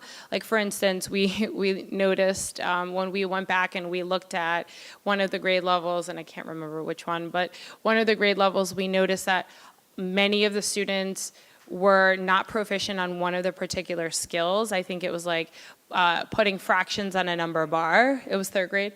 Okay, so it's helpful for us for that particular thing, right? To look at, okay, we need to incorporate more practice with that. We have it in our curriculum, but obviously they don't have enough practice with it. So it helps us to adjust like curricular things. But for individual student decisions, it's not timely. It doesn't give us like on-time information. That's why MAP administration 3 times a year gives us more what's happening with students more like right now, as well as the Acadians assessment, as well as other benchmark assessments through math and through literacy, so that we can have we're able to set more SMART goals, more goals that are on target for those particular kids, and to check to make sure that they truly need intervention, and then what's their goal. And just one last comment, because I had a son who just graduated last year, K through 12 through the district. And I'm not surprised with the SAT and AP scores, because I saw the materials that as much as he would share, when he came home with the work that the teachers do in the classroom, especially for the AP classes. It's amazing what they get through in a year. And so I'm not really surprised with some of the scores and the SAT testing. And just as a credit, I mean, every parent I've talked to who has had a kid that's gone through the district and they're in college or whatever stage is next, they always say the district really prepared them. That's a really common, they're really, really prepared. I actually had a friend tell me maybe the district prepared him a little too well because he's a little bit too much free time in college. So I was like, okay, but I mean, just kudos to, the staff and the administration for getting them to that point and, kicking them off as they start their next stage in life. So thank you. Thank you, Dr. Gould and Dr. Pearson, for the report. I know during our committee meeting, we had a very robust discussion as well when we previewed this testing report, so thank you for answering a lot of my questions then and the rest of the committee's questions as well. Thank you so much. Thank you. Now we move on to the first opportunity for public comment. The board invites thoughts and reactions on agenda items and items of concern from members of our community who are present. Each participant is asked to give his or her name and address prior to making a statement, which will be limited to 3 minutes in accordance with the board policy 0167. All statements shall be directed to presiding officer. This public comment period shall be limited to 60 minutes. Thank you. Neil Lewis, Plainsboro Township Committee. I first of all would like to say thank you very much for a very informative and impressive, detailed report of the accomplishments and also the challenges that the district faces, but the great accomplishments and the record of detail is very impressive. I'd like to thank the district particularly for its attention being paid to the nutritional challenges that are being faced as a result of the very bizarre and inattentive effects of what's going on in the federal system right now. I'd also like to congratulate everyone on the progress being made in the energy progress that's happening right now with your efficiency of the system. Thank you for the hot tea, by the way. The efficiency is also assisted with that very much.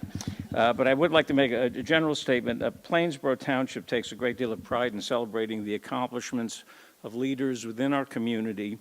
And in particular, we like to at least acknowledge the people who exemplify excellence in service, education, and civic engagement. And on behalf of the Township Committee, we would specifically like to congratulate Dr. Adderhold on as being the recipient of the Ernest Boyer Outstanding Educator Award for New Jersey, and I share that from all of my colleagues on the Township Committee. So thank you very much, and thank you for all you're doing. Okay.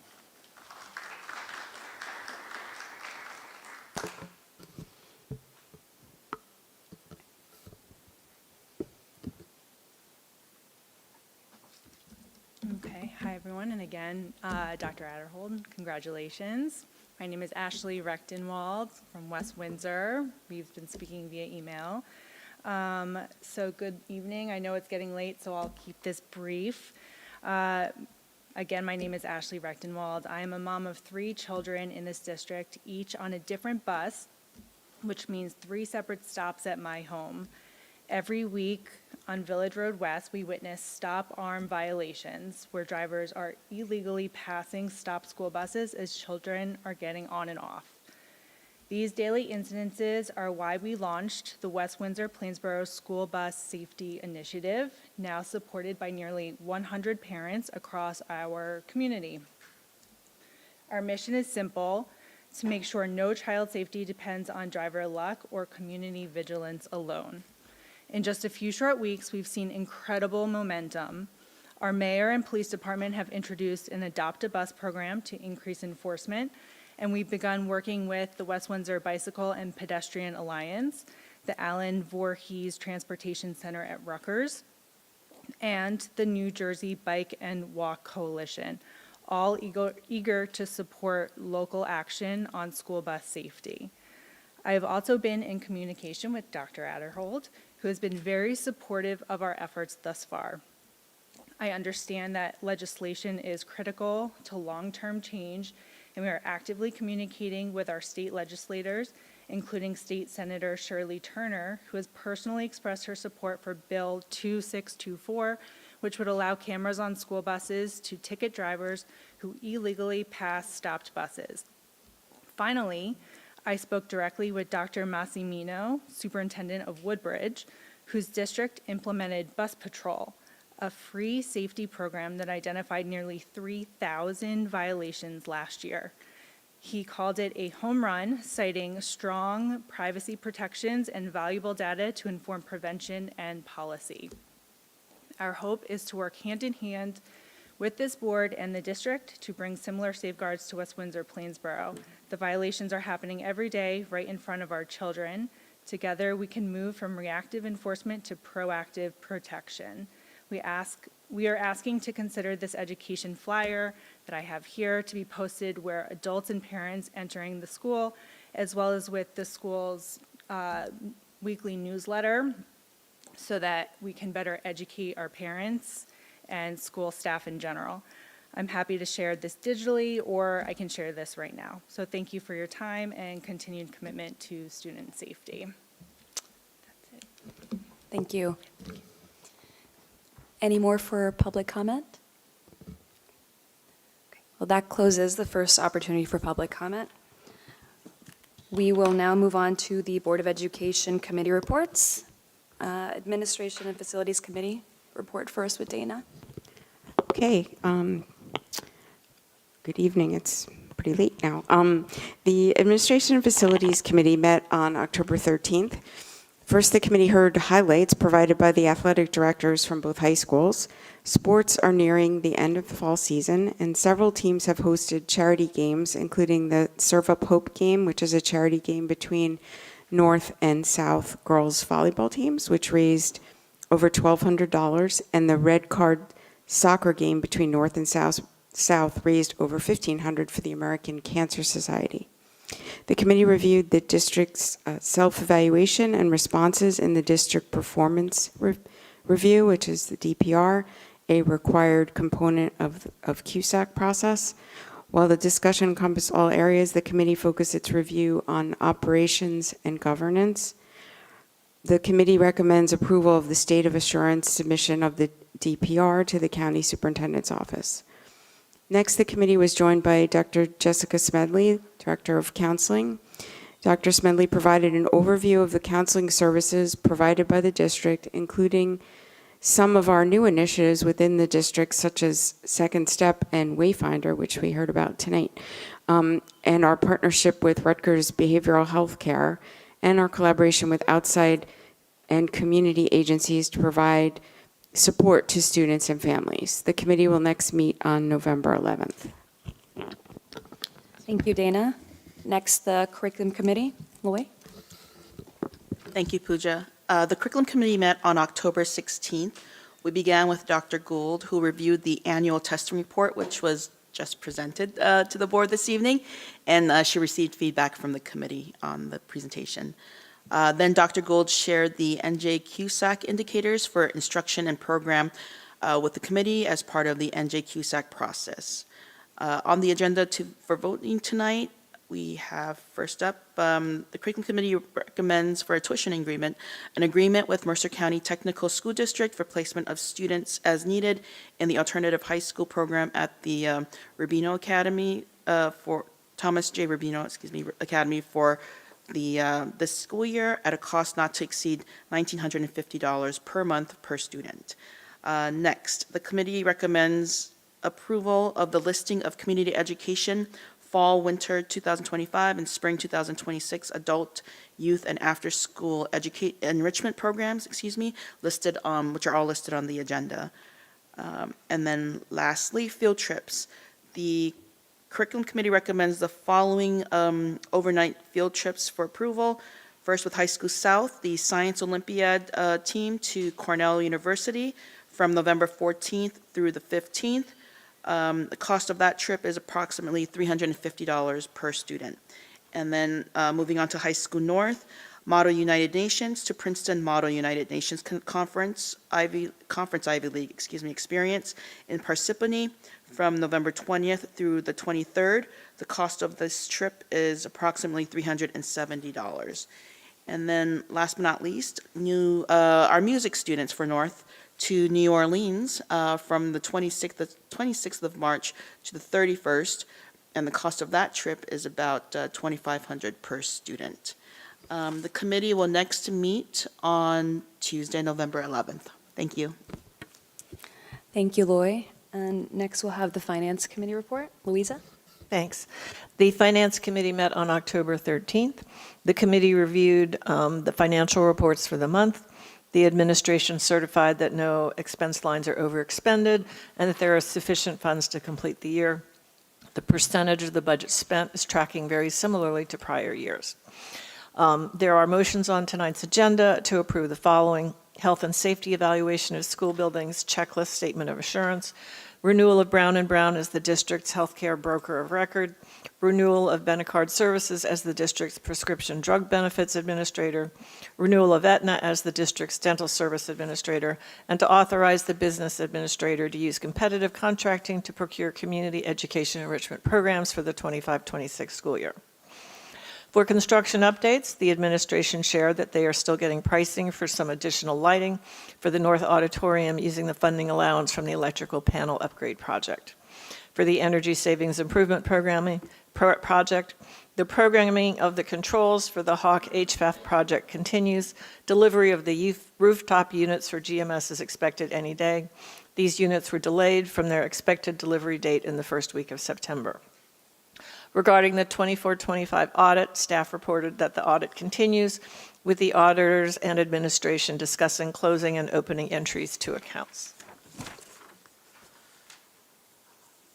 As to the budget, staff reviewed the budget calendar. The preliminary budget calendar was shared with the committee. More dates will be added as meetings occur to develop the budget. For the annual health and safety evaluation checklists, the administration has completed the forms for each building, and they will be submitted to the County Office of Education. A sample was reviewed with the committee. The M1 and CMP Comprehensive Maintenance Plan have been completed and will be submitted to the County Office of Education for review. The administration provided a copy of the documents. For the New Jersey Single Quality Accountability Continuum, the administration shared the district's performance review checklists with the committee members. I know our committee sounds so exciting, doesn't it? Okay. For cafeteria, the administration shared that the number of breakfasts and lunches increased year over year for the month of September, with the two comparative months having the same number of serving days. The number of breakfasts served increased by 609 for the month, and the number of lunches increased by 2,649. The number of lunches served to students that qualified for free reduced New Jersey income eligible increased by 24% year over year. Average daily lunch participation increased by 197 lunches per day, or 10%. In the 6 elementary schools, the number of breakfasts served per day increased by 10, and 70% of the students receiving breakfast are eligible for free, reduced, or New Jersey income eligible. Lunch will be served during half-days at Hawk this week as part of a pilot program for serving lunch on half-days. These will be bagged lunches expected to be eaten in class prior to leaving the building. If it is successful, this may become a normal practice. SFE, our food service vendor, is at full staff. Amazing. Under transportation, administration shared information regarding the submission of a grant for 6 electric 54-passenger school buses with the help of Highland Fleets, Inc. Once the district is notified of the results of the grant application, a feasibility study will be provided to determine the financial efficacy of accepting the buses. Highland Fleets offers national buying power of the buses, a maintenance and service contract, including towing, installation of the chargers, and the cost of the electricity to charge the buses throughout the year. The cost of these services must prove to be feasible for us to continue with the process of accepting the grant to procure the buses. In other business, the administration shared the latest hourly rate chart showing the increase in minimum wage to $15.92 per hour. This increase is for the few hourly positions that are not covered under a negotiated agreement salary guide.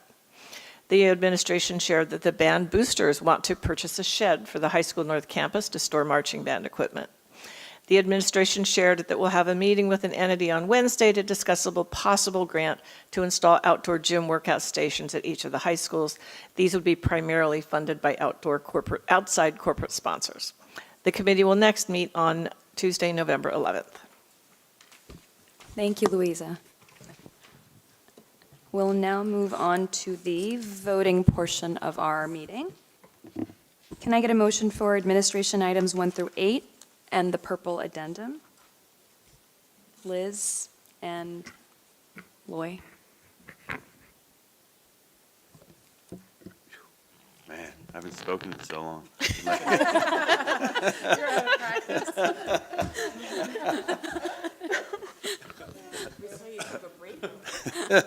Oh, my gosh. Here we go. All right. Okay, we'll start with Ms. Cheniera. Yes. Ms. Maliga. Yes. Ms. Krug. Yes. Ms. Ho. Yes. Mr. O'Brien. Yes. Ms. Shetty. Yes. Ms. Bonsall. Yes. Okay. Can I get a motion for curriculum items 1 through 3? Dana and Paul? Okay, we'll start with Ms. Krug. Yes. Okay. Mr. O'Brien. Yes. Ms. Maliga. Yes. Ms. Shetty. Yes. Ms. Cheniera. Yes. Ms. Ho. Yes. Ms. Bonsall. Yes. Can I get a motion for finance items 1 through 12? Shweta and Louisa? Okay, we'll start with Ms. Shetty. Yes. Ms. Ho. Yes. Mr. O'Brien. Yes. Ms. Cheniera. Yes. Ms. Krug. Yes. Ms. Maliga. Yes. Ms. Bonsall. Yes. Can I get a motion for personnel items 1 and 2 and the green addendum? Also, just want to point out that you have an hourly rate chart it's a slight revision from what you had in the pony. So just so you know, that's what you're voting on is the one that's on the table. There was a little format change. Thank you. So the motion, Dana and Loy. Okay, we'll start with Ms. Krug. Yes. Ms. Maliga. Yes. Ms. Cheniera. Yes. Ms. Ho. Yes. Mr. O'Brien. Yes. Ms. Shetty. Yes. Ms. Bonsall. Yes. Now we'll move on to the approval of our Board of Ed minutes. Can I get a motion to approve the minutes from October 7th? Paul and Dana. All those in favor say aye. Aye. Aye. Any abstentions?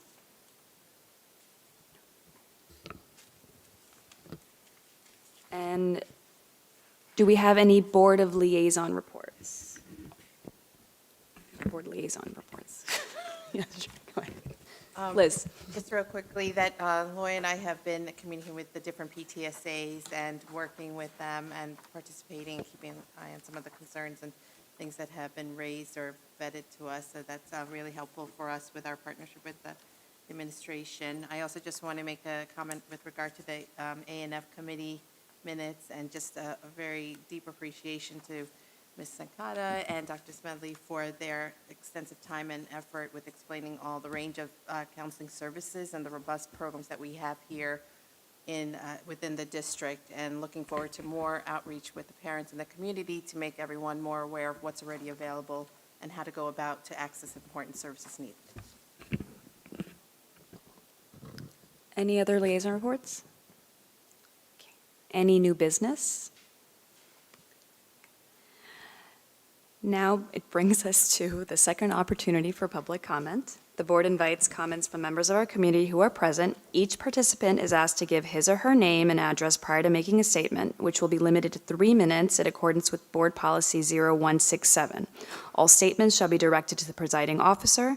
This public comment period shall be limited to 15 minutes. Do we have any more public comment? Seeing none, I'm closing the opportunity for public comment.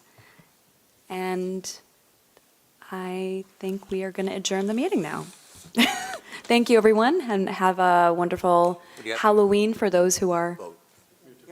Oh, no. Do I have to make a motion to adjourn? Oh, a motion to adjourn, okay. Can I get a motion to adjourn this meeting? Liz and Louise. And then do I? All in favor? Aye. That's it? And now, that adjourns our meeting.